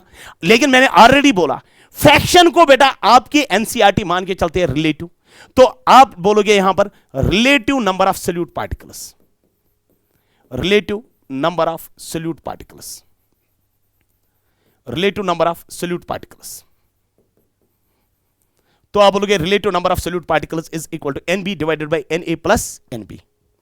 लेकिन अगर ये सॉल्यूशन डाइल्यूट है, फॉर डाइल्यूट सॉल्यूशन, तो आप क्या लिखोगे, for dilute solution, for dilute solution, dilute solution के लिए आप क्या लिखोगे बेटा, डाइल्यूट सॉल्यूशन में एन ए का value much much greater than होगा एन बी से। इज दिस क्लियर, शाबाश। तो अगर एन ए का value much much greater than N B से, फिर मुझे बोलेगा relative number of solute particles किसके बराबर आ जाएगा, that will be almost approximately equal to, that will be almost approximately equal to N B divided by N A. अब अगर मैं आपको बोलूंगा what is this N B divided by N ए, तो आप बोलोगे सर ये है relative number of solute particles, तो आप यही बोलोगे कि सर ये है relative number of solute particles. अब ध्यान दें बेटा, ये है ना relative number of solute particles इस सॉल्यूशन की, है कि नहीं, इस सॉल्यूशन की रिलेटिव नंबर है, मगर आपने इस सॉल्यूशन को क्या माना, क्या ये कंसंट्रेटेड सॉल्यूशन है कि डाइल्यूट सॉल्यूशन? आपने माना इस सॉल्यूशन को कौन सा सॉल्यूशन? Dilute solution. तो अगर मैं बोलूंगा जो कॉलिगेटिव प्रॉपर्टीज है they are the properties of this solution, मगर ये सॉल्यूशन क्या होना चाहिए? डाइल्यूट। और ये डिपेंड करते हैं, जो कॉलिगेटिव प्रॉपर्टीज होते हैं, जो भी प्रॉपर्टी इस चीज पे डिपेंड करेगा, एनबी बाई एनए पे। जो भी प्रॉपर्टी बेटा डिपेंड करेगा एनसीईआरटी के हिसाब से, जो भी प्रॉपर्टी डिपेंड करेगा एनबी बाई एनए पे, ये बेटा आपकी एनसीईआरटी बेटा साफ साफ लिखती है वहां पर, जो भी प्रॉपर्टी डिपेंड करेगा एनबी बाई एनए पे, we called those properties as colligative properties, उनको हम बोलते हैं कॉलिगेटिव प्रॉपर्टीज। याद रखिएगा बेटा, उसने लिखा है वहां पर which depends on the number of solute particles, फिर लेकिन कामा करके relative to the total number of particles, यानी जो भी प्रॉपर्टी एनबी बाई एनए पे डिपेंड करेगा we called those properties as colligative properties. यानी अगर हमें डिफाइन करना है किसको बेटा? कॉलिगेटिव प्रॉपर्टीज को, तो आप बोलोगे कॉलिगेटिव प्रॉपर्टीज क्या होते हैं? The properties of dilute solution, the properties of dilute solution, dilute solution which depends on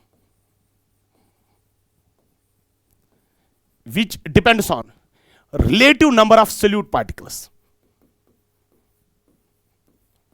number of solute particles, which depends on relative number of solute particles are called colligative properties. उनको नाम बोलते बेटा colligative properties. ठीक है, एक point यहां पर लिखेगा नोट करके, CP does not depends on nature of solute, depends on nature of solute. यानी जो कॉलिगेटिव प्रॉपर्टीज होते हैं, कॉलिगेटिव प्रॉपर्टी डिपेंड नहीं करते हैं किस पे बेटा? नेचर ऑफ सोल्यूट पे। ठीक है, colligative the properties of dilute solution which depends on the relative number of solute particles are called colligative properties। ठीक है, यानी जो NB by NA पे डिपेंड करेगा we call those properties as colligative properties। ठीक है, अब दूसरा पार्ट क्वेश्चन का क्या लिखे हैं?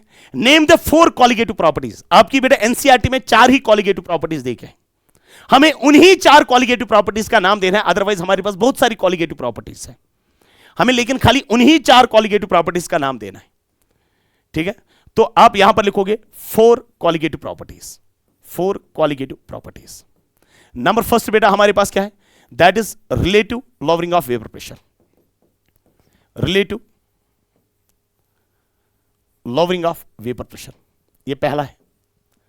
Number second, elevation of boiling point, बराबर मैं लिख लेता हूं यहां पर, elevation of boiling point.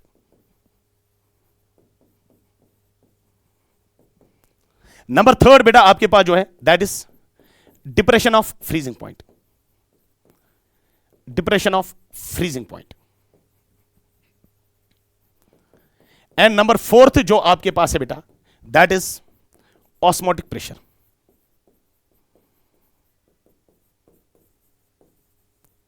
These are the 4 colligative properties जो आपकी एनसीईआरटी ने मेंशन की। ठीक है, ये हुआ हमारा नेक्स्ट क्वेश्चन जो हमने डिस्कस किया, that is what are colligative properties, name the 4 colligative properties. चलिए, अब नेक्स्ट क्वेश्चन हमारे पास क्या है? Define and explain.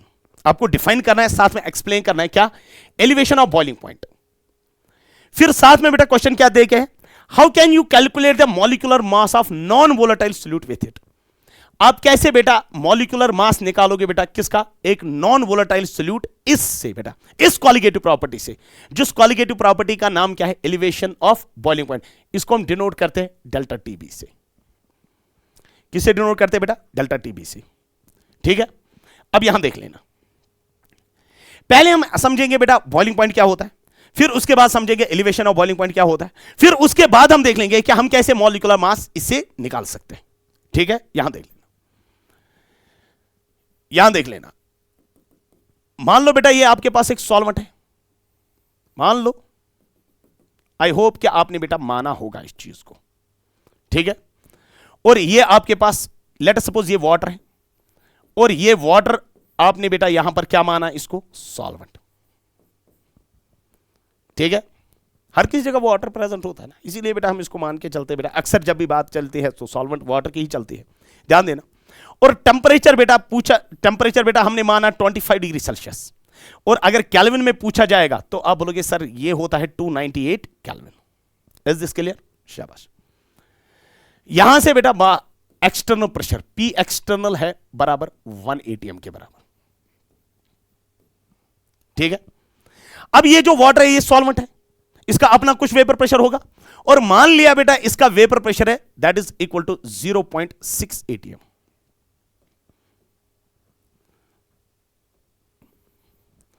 आपने बेटा माना इसका vapour pressure is equal to 0.6 atm, इतना आपने माना इसका वेपर प्रेशर। बात समझ लेना, बात समझ लेना। तो वेपर प्रेशर आपने कितना माना 0.6 atm, इसका किस टेंपरेचर पे 25 डिग्री सेल्सियस पे। टेंपरेचर बढ़ा लो वेपर प्रेशर भी बढ़ जाएगा। क्या मैंने बोला? टेंपरेचर बढ़ा लो वेपर प्रेशर भी बढ़ेगा, मगर एक्सटर्नल प्रेशर चेंज नहीं होगा। और एक्सटर्नल प्रेशर हमने कितना रखा 1 atm। अगर आप टेंपरेचर बढ़ा दोगे तो टेंपरेचर बढ़ाने से क्या बढ़ेगा, वेपर प्रेशर, वो कितना ऑलरेडी है 0.6। टेंपरेचर बढ़ा दो वो बनेगा 0.7, टेंपरेचर बढ़ा दो वो बनेगा 0.8, पहले था ना 0.6 वेपर प्रेशर, टेंपरेचर और बढ़ा लो वो कितना बनेगा 0.9, टेंपरेचर और बढ़ा लो वो कितना बनेगा 1।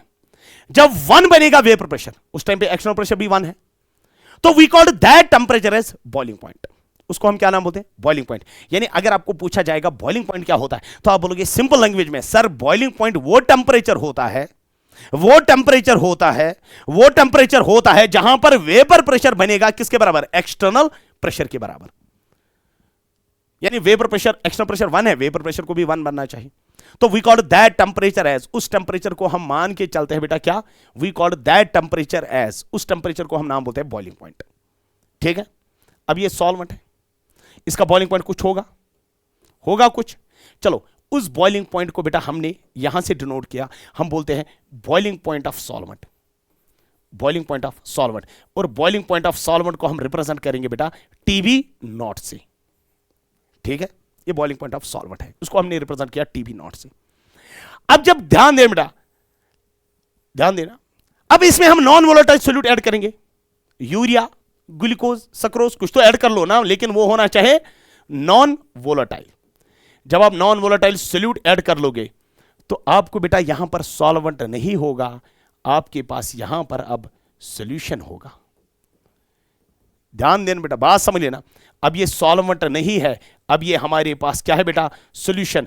और ये सॉल्यूशन भी टेंपरेचर किस पे है 25 डिग्री सेल्सियस पे, और अगर केल्विन में पूछा जाएगा दैट इज 298 केल्विन। और यहां पर भी बेटा अगर पूछा जाएगा एक्सटर्नल प्रेशर कितना है, तो आप फिर भी बोलोगे sir external pressure is 1 atm। लेकिन आपको ऑलरेडी बेटा एक जगह मैंने बोल दिया था, यह वाला पॉइंट याद रखने के लिए,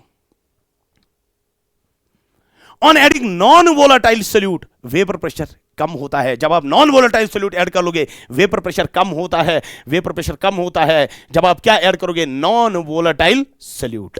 यहां देख लेना, तो नॉन वोलेटाइल ऐड किया, वेपर प्रेशर कम हुआ। सर कितना कम हो जाएगा, वो डिपेंड करेगा आप कितना ऐड करोगे, वो बनेगा लेट अस सपोज 0.4 atm।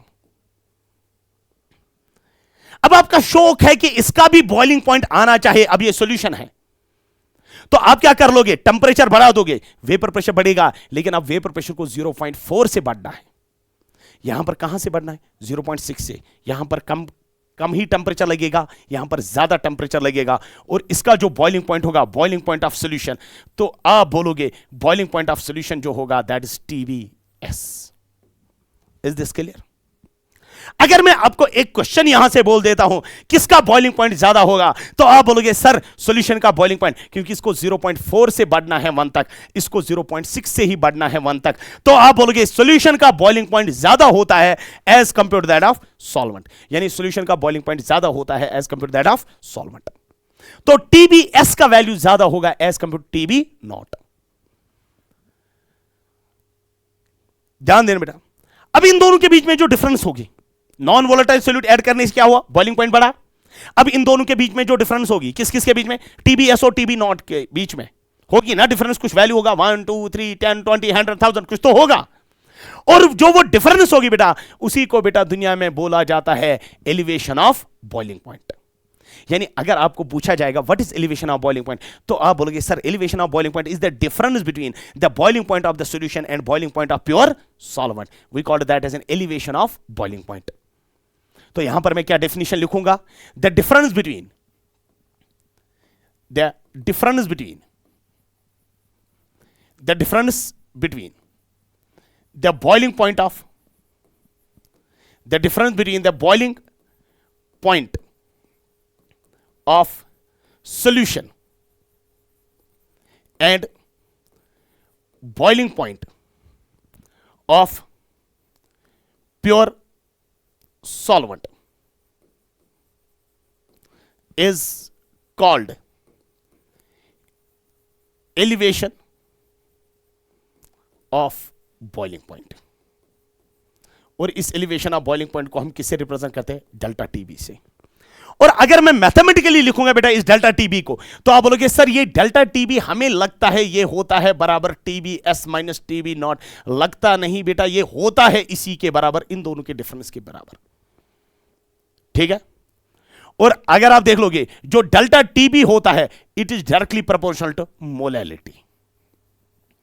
यानी कहने का मतलब हुआ अगर मोलैलिटी ज्यादा तो डेल्टा टीबी का वैल्यू ज्यादा, अगर मोलैलिटी कम तो डेल्टा टीबी का वैल्यू भी कम होगा। प्रोपोर्शनलिटी हटा दो तो एक कांस्टेंट लगा देंगे, तो हम लिखेंगे डेल्टा टीबी जो होता है that is equal to K B into M. और एम क्या है बेटा, मोलैलिटी। और अगर आपको दुनिया में पूछा जाएगा ये के बी क्या होता है, तो आप एक चीज बोलोगे सर ये के बी होता है मोलल एलिवेशन कांस्टेंट। ये के बी होता है molal elevation constant.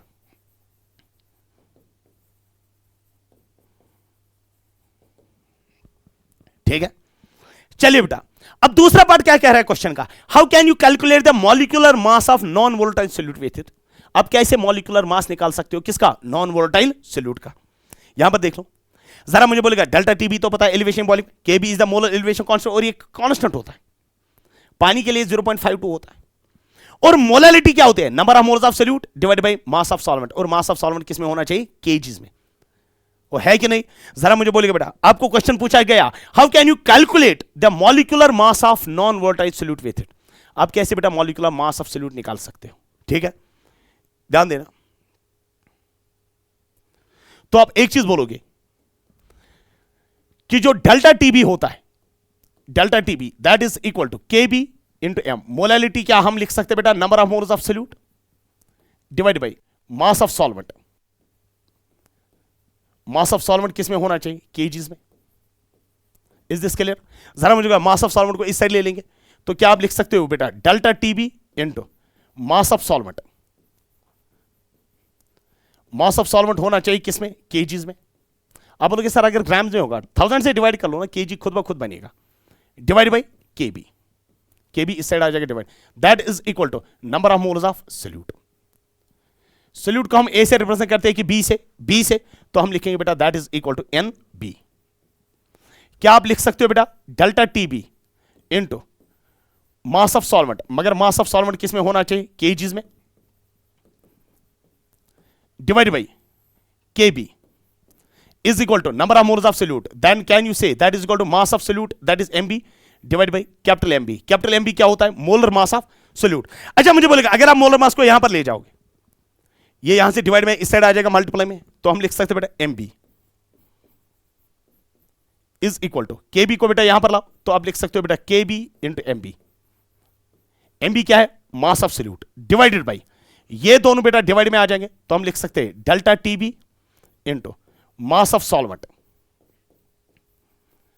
Mass of solvent in KGs.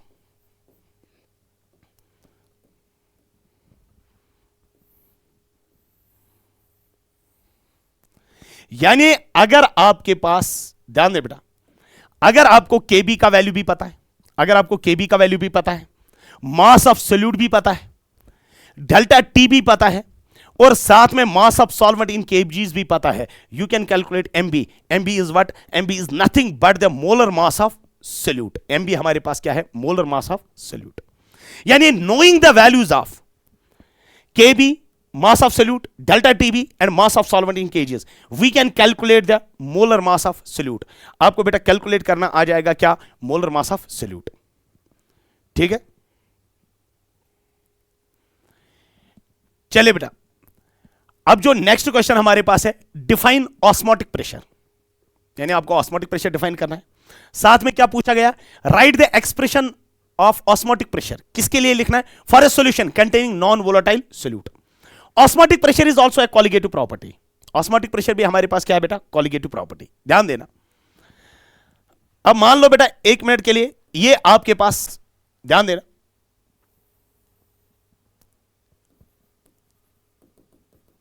ये आपके पास एक बीकर है और इस बीकर में बेटा यहां पर हमने एसपीएम लगा दिया. यानी एसपीएम होने का मतलब हुआ सेमी परमेएबल मेम्ब्रेन. ये आपके पास है SPM, that is semi permeable membrane. अब ये सेमी परमेएबल मेम्ब्रेन क्या करेगा? ये सेमी परमेएबल मेम्ब्रेन बेटा, इसके थ्रू बेटा सॉल्वेंट मॉलिक्यूल्स पास होते हैं and not the solute particles. यानी सेमी परमेएबल मेम्ब्रेन के थ्रू बेटा खाली सॉल्वेंट मॉलिक्यूल्स पास होते हैं and not the solute particles. ठीक है, अब एक काम कर लेते हैं, यहां से बेटा इसमें रख लेते हैं सॉल्वेंट.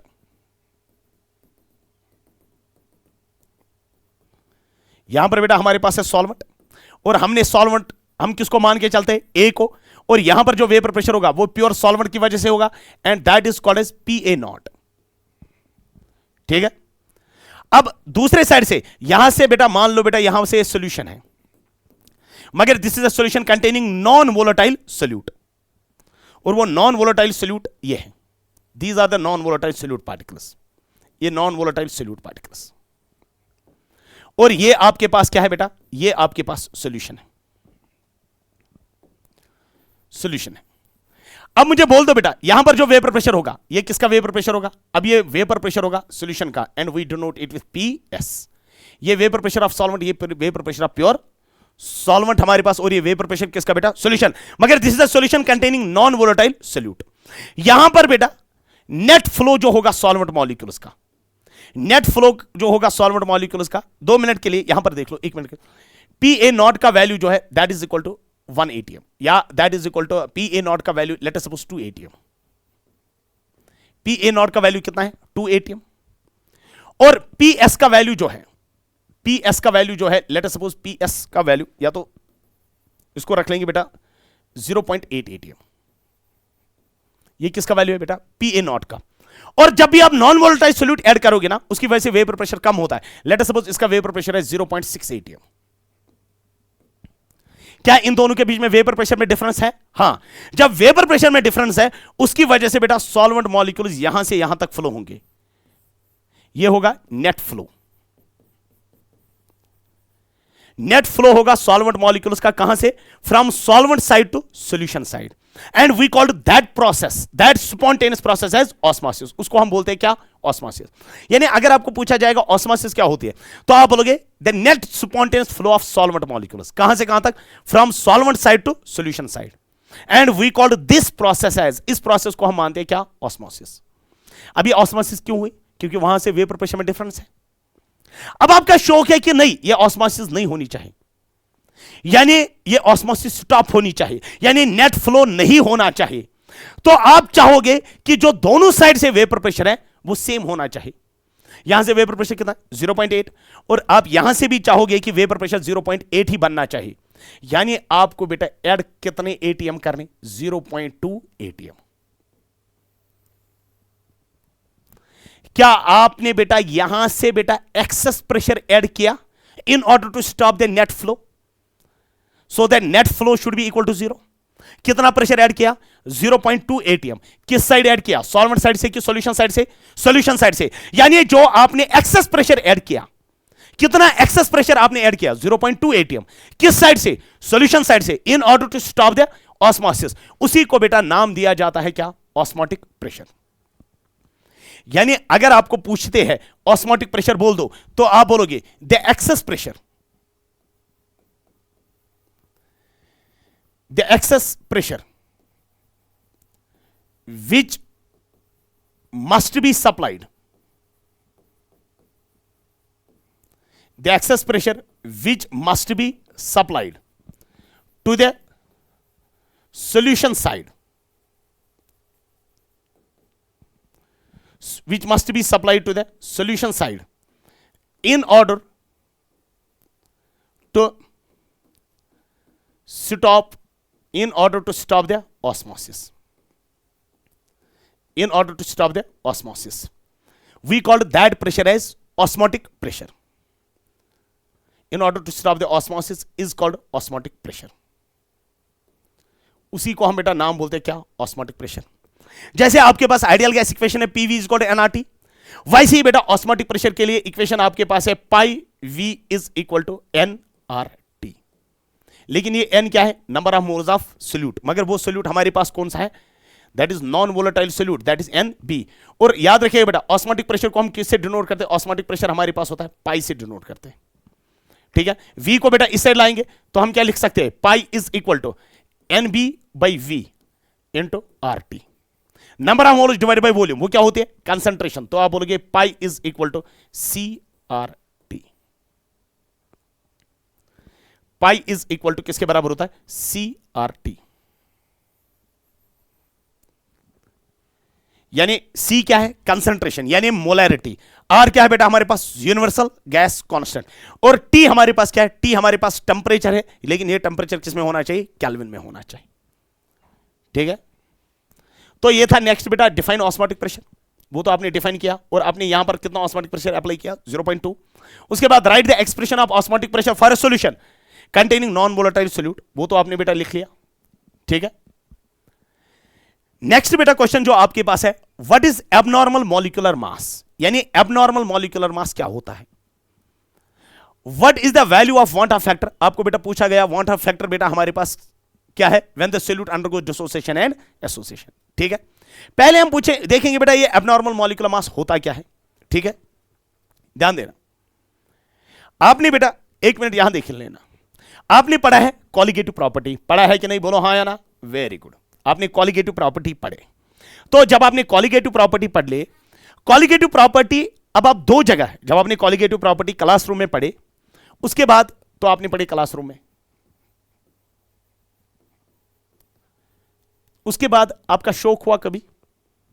ठीक है, लेट अस सपोज बेटा आपने एलिवेशन बॉइलिंग पॉइंट पढ़ा, तो आपने देखा delta TB is equal to KB into M. बोलो हाँ या ना. यही पढ़ा ना. वेरी गुड, तो ये आपने क्लासरूम में पढ़ा. और उसके बाद आपका शौक हुआ कभी, आप चले गए लैब में. यहां से पहले मुझे एक चीज बोले, before going to the lab आपने यहां पर जो मॉलिक्यूलर मास निकाला, यहां पर बेटा आपने बेटा कॉलिगेटिव प्रॉपर्टी पढ़ी. कौन सी colligative property? Delta T B, that is elevation of boiling point. Is this clear? Colligative properties को आप यूज करते हो in order to calculate the molecular mass. किसका मॉलिक्यूलर मास? सोल्यूट का. यानी आप बोलोगे सर फिर हम यहां से निकाल सकते हैं मॉलिक्यूलर मास. मॉलिक्यूलर मास किसका बेटा? Molecular mass of solute. निकाल सकते हैं कि नहीं? मगर वो आप कहां पर निकालोगे? क्लासरूम में पेन और कागज उठा के. Is this clear? अब आपका शौक हुआ, आप चले गए लैब में कभी, अगर मौका मिलेगा तो. जब आप लैब में चले गए, वहां पर भी आपने सोचा कि हम पढ़ेंगे एलिवेशन बॉइलिंग पॉइंट यानी डेल्टा टीबी, लेकिन वहां पर आप ये फॉर्मूला अप्लाई नहीं करोगे, क्योंकि वहां पर आप यूज करोगे थर्मोमीटर. वहां पर आप ये वाली चीज यूज नहीं करोगे, that is KB into M. वहां पर आप देखोगे elevation boiling point by using the instrument, क्योंकि आप लैब में इस टाइम पे हो. आप जो मॉलिक्यूलर मास निकालोगे, मॉलिक्यूलर मास ऑफ सोल्यूट, आप यहां से भी निकाल सकते हो मॉलिक्यूलर मास ऑफ सोल्यूट. मगर इस मॉलिक्यूलर मास ऑफ सोल्यूट को नाम दिया जाता है, यह है थ्योरेटिकल, और इसको नाम दिया जाता है जो लैब में आप निकालोगे, we called that as experimental और ऑब्जर्व्ड. एक्सपेरिमेंटल और ऑब्जर्व्ड. अब मॉलिक्यूलर मास निकालने के कितने तरीके? दो. एक तो बेटा आप निकालोगे by using the pen and paper. कहां पर बेटा? क्लासरूम में. That colligative property, that molecular mass will be called as molecular mass of solute, लेकिन कौन सा? थ्योरेटिकल. दूसरा जो आप लैब में निकालोगे, आप बोलोगे सर हम भी अप्लाई करेंगे केबी इंटू एम. नहीं अप्लाई करोगे, क्योंकि आप लैब में हो. आपको बेटा यूज करना बेटा थर्मोमीटर या जो भी इंस्ट्रूमेंट्स वहां पर है. आप जो मॉलिक्यूलर मास यहां पर निकालोगे, that molecular mass will be called as experimental. देख लेना, अगर आप यूरिया की बात कर लेते हो, किसकी बात कर लेते हो? यूरिया, उसमें ये दोनों बराबर आ जाएंगे. लेकिन अगर आप NaCl की बात कर लोगे या HCl की बात करोगे, ये दोनों डिफरेंट आ जाएंगे।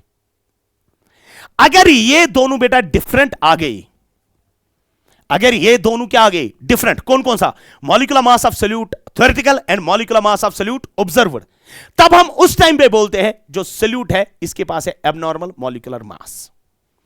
यानी आपको ये पूछा गया कि व्हाट इज एबनॉर्मल मॉलिक्यूलर मास, तो आप एक चीज बोलोगे sir, when the observed molecular mass of the solute, when the observed का मतलब क्या हुआ experimental, when the observed molecular mass of solute, molecular mass of solute is, when the observed molecular mass of solute is different from theoretical mass of solute, is different from theoretical molecular mass of solute,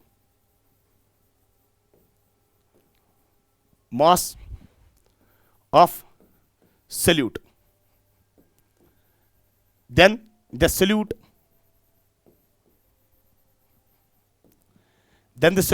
is showing abnormal molecular mass,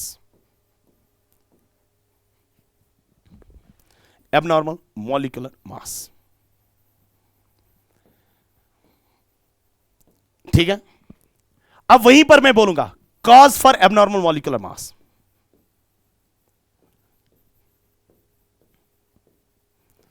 abnormal molecular mass. Cause क्या है abnormal molecular मास के लिए, तो आप बोलोगे sir काज कुछ नहीं है, काज दो चीजें हैं, या तो बेटा डिसोसिएशन ऑफ सॉल्यूट,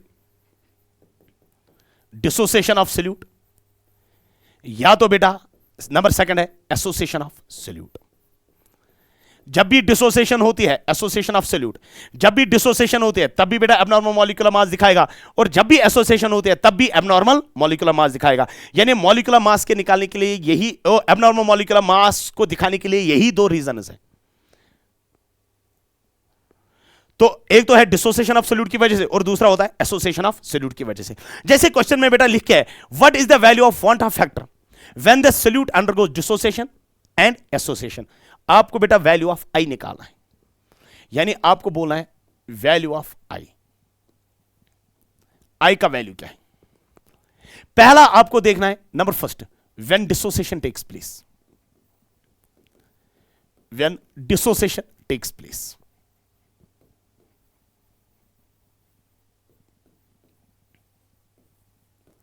ठीक है, जब डिसोसिएशन होगी उस टाइम पे आई का वैल्यू क्या होता है, ध्यान दें बेटा। डिसोसिएशन का केस आपने बोला AN gives N times A, यह है डिसोसिएशन।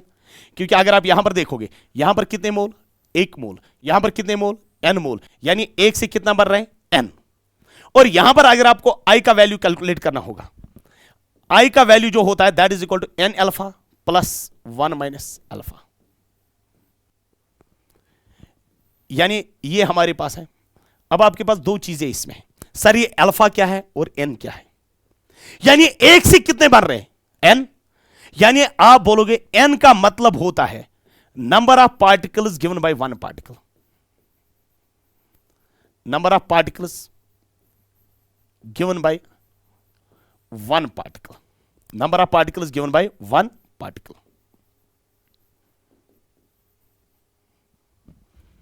दूसरा हमारे पास है अल्फा। अल्फा हमारे पास क्या होता है, अल्फा हमारे पास है degree of dissociation.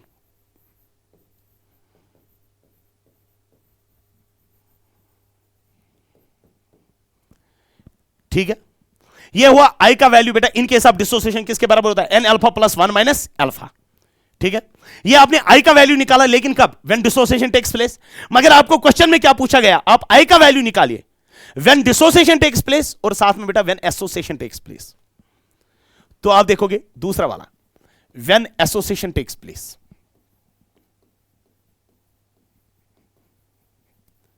When association takes place.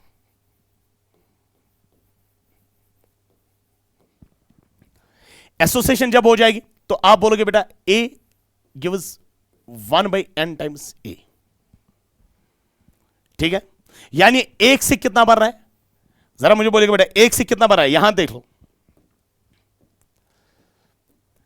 एक से कितने बन रहे हैं, 1/n, यानी आप n को यहां पर भी ला सकते हो, तो आप बोलोगे Na gives a, an times, यानी रिवर्स ऑफ डिसोसिएशन जो हमारे पास है। ठीक है, अब यहां पर देखें, अगर मैं आपको बोलूंगा बेटा एक से, अगर ये हमारे पास है एसोसिएशन, तो आई का वैल्यू निकालना है, तो आप लिखोगे बेटा आई का वैल्यू जो होता है that is equal to 1/n alpha plus 1 minus alpha, ये आपका बेटा आई का वैल्यू मिलेगा। अब दूसरी बात ये रहेगी बेटा कि आप बोलोगे सर ये 1/n क्या है और ये अल्फा क्या है। 1/n जो हमारे पास है, यानी एक से कितने बन रहे हैं, 1/n, तो आप बोलोगे 1/n is the number of particles formed from one particle, formed from one particle, यानी एक से कितना बनेगा, कितना बन रहा है एक से, 1/n टाइम्स, क्योंकि एसोसिएशन इस टाइम पे है। अल्फा हमारे पास क्या है, अल्फा इस टाइम पे हमारे पास है डिग्री ऑफ एसोसिएशन।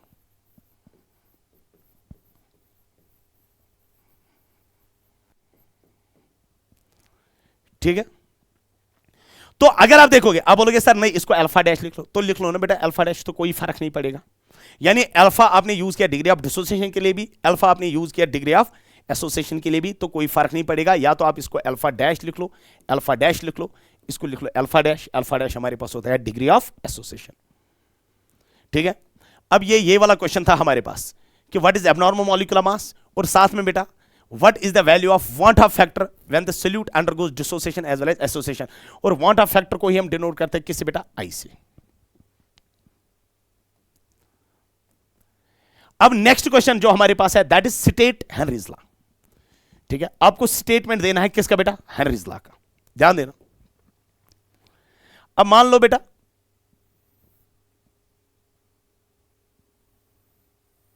मान लो ये एक बीकर हमारे पास है और इसमें कोई सॉल्वेंट हमारे पास है, वाटर ले लो। ठीक है, और अगर आप देख लोगे यहां पर बेटा कोई गैस ले लेंगे, कोई गैस ले लेंगे। ठीक है, और इस गैस बेटा ये गैस डिसॉल्व हो जाएगा,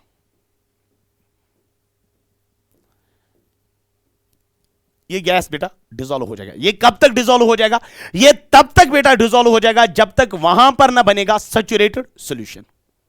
ठीक है, अगर आप बेटा ऊपर प्रेशर बढ़ा देते हो, अगर आप यहां पर प्रेशर बढ़ा देते हो तो उतना गैस ज्यादा डिसॉल्व हो जाएगा, और अगर आप यहां पर बेटा प्रेशर कम कर दोगे तो यहां पर भी बेटा डिसॉल्व्ड गैस भी क्या होगा, कम होगा।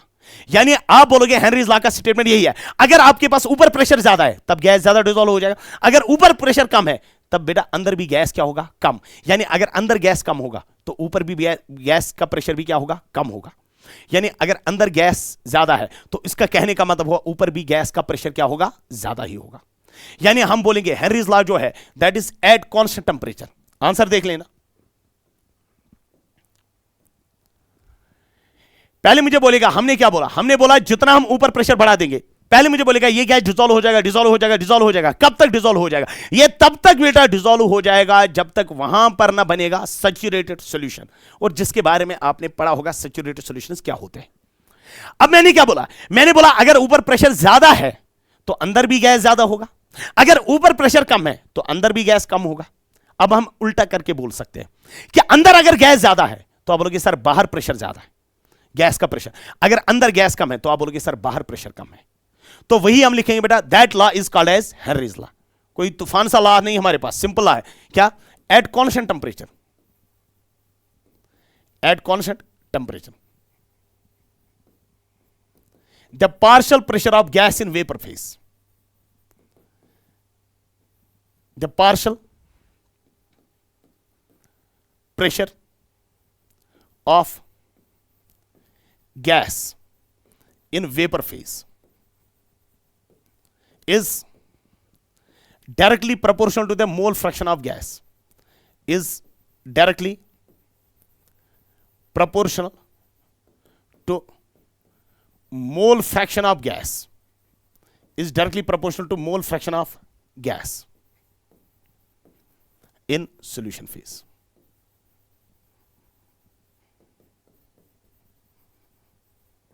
यानी पार्शियल प्रेशर ऑफ गैस जो है is directly proportional to mole fraction of gas, मगर यह है पार्शियल प्रेशर ऑफ गैस कहां पर बेटा? वेपर फेज में ऊपर। Is directly proportional to mole fraction of gas, यह है मोल फ्रैक्शन ऑफ गैस किस में बेटा? सॉल्यूशन में।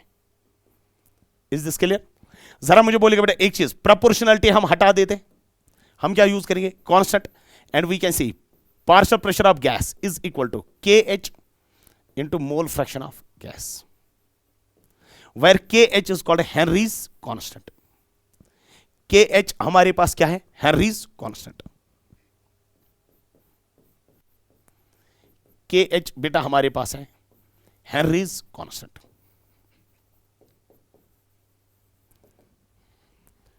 ठीक है, चलिए।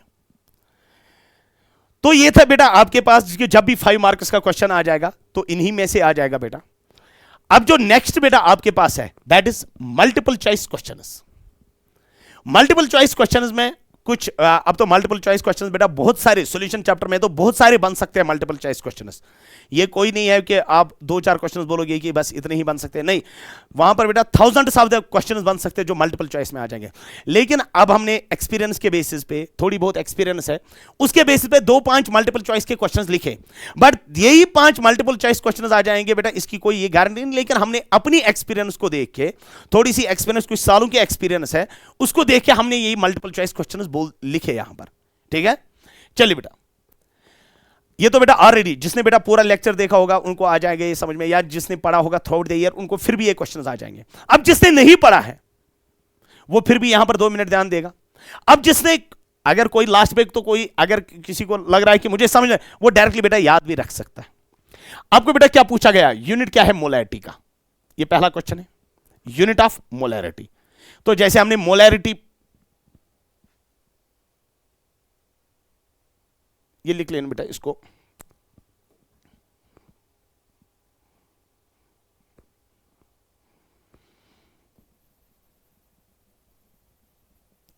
अब या तो मोलैरिटी का लिख लेना, या अब मैं लिखूंगा बेटा यहां per unit of molarity is. अब आपको मोलैरिटी का यूनिट बोलना है।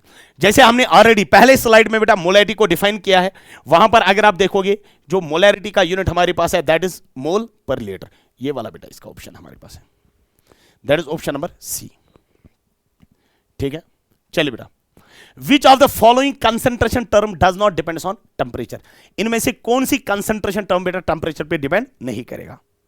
ठीक है, अगर बेटा आपके पास कंसेंट्रेशन टर्म जो है, अगर कंसेंट्रेशन टर्म में वॉल्यूम आता है, अगर कंसेंट्रेशन टर्म में क्या आता है? वॉल्यूम, तब यह बनता है टेम्परेचर डिपेंडेंट।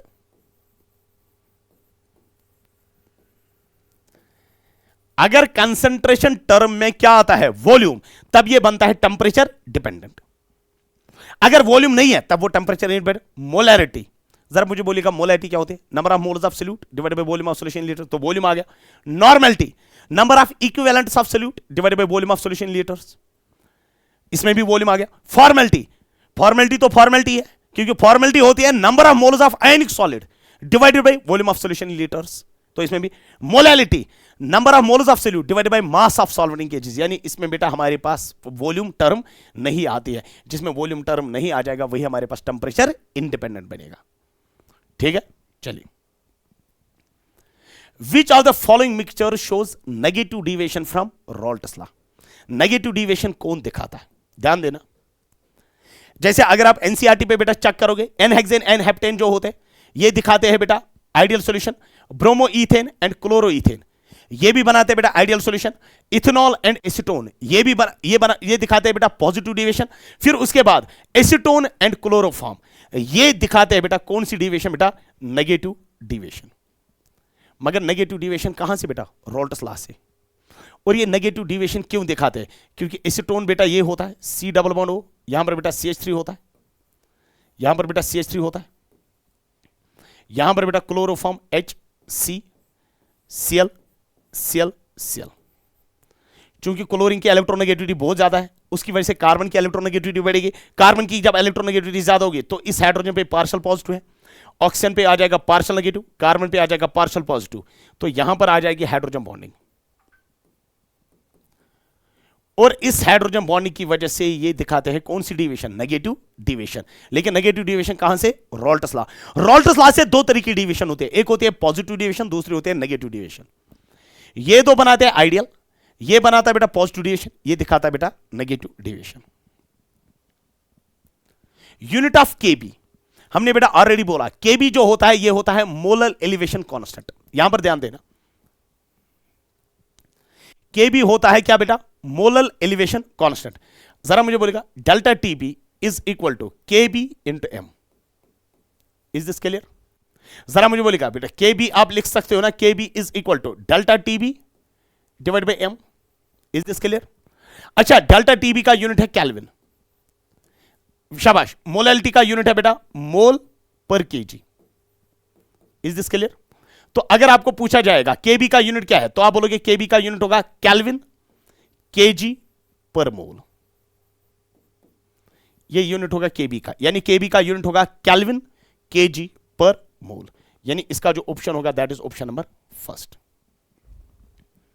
ठीक है, चलिए। The value of I for NaCl, जो NaCl हमारे पास है ना, यहां पर देखिए NaCl को अगर आप, क्योंकि आप बोलोगे सर सॉल्वेंट कौन सा है, जब भी मैंने बोला बेटा ऑलरेडी आपको कि जब सॉल्वेंट मेंशन करके नहीं होगा, आप सॉल्वेंट मानना पानी को, तो NaCl को अगर आप पानी में डालोगे ये पूरा डिसोसिएट होता है। एक NaCl से कितने पार्टिकल्स मिल रहे हैं, दो। और ऑलरेडी आपको पता है कि जो NaCl है it is a strong electrolyte, शाबाश। जब ये स्ट्रॉन्ग इलेक्ट्रोलाइट है तो आप बोलोगे सर, तो कहने का मतलब आप ये कि अल्फा का वैल्यू 1 के बराबर होगा, is this clear? Strong electrolyte alpha का वैल्यू 1, आपको पूछा गया आई का वैल्यू, तो आप बोलोगे आई इज इक्वल टू किसके बराबर, N alpha plus 1 minus alpha, is this clear? तो अगर मैं आपको बोलूंगा अल्फा का वैल्यू कितना है 1, तो आई का वैल्यू क्या होगा, एन के बराबर होगा, इज दिस क्लियर? क्योंकि अल्फा का वैल्यू 1 माइनस 1 कितना आ जाएगा 0, एन इंटू 1 एन, आई का वैल्यू आ जाएगा एन। अब ये एन हमने वहां पर बोला, एन क्या होता है, number of particles given by 1 particle, एक से कितने बन रहे हैं, 2। तो अगर हम देखेंगे आई का वैल्यू होगा ना N, N is the number of particles given by 1 particle. NaCl के केस में एन का वैल्यू क्या होगा 2, तो आई का वैल्यू क्या होगा 2। तो आप बोलोगे इसमें आई का वैल्यू किसके बराबर होगा, आई का वैल्यू 2 के बराबर होगा, इज दिस क्लियर? शाबाश। चलिए,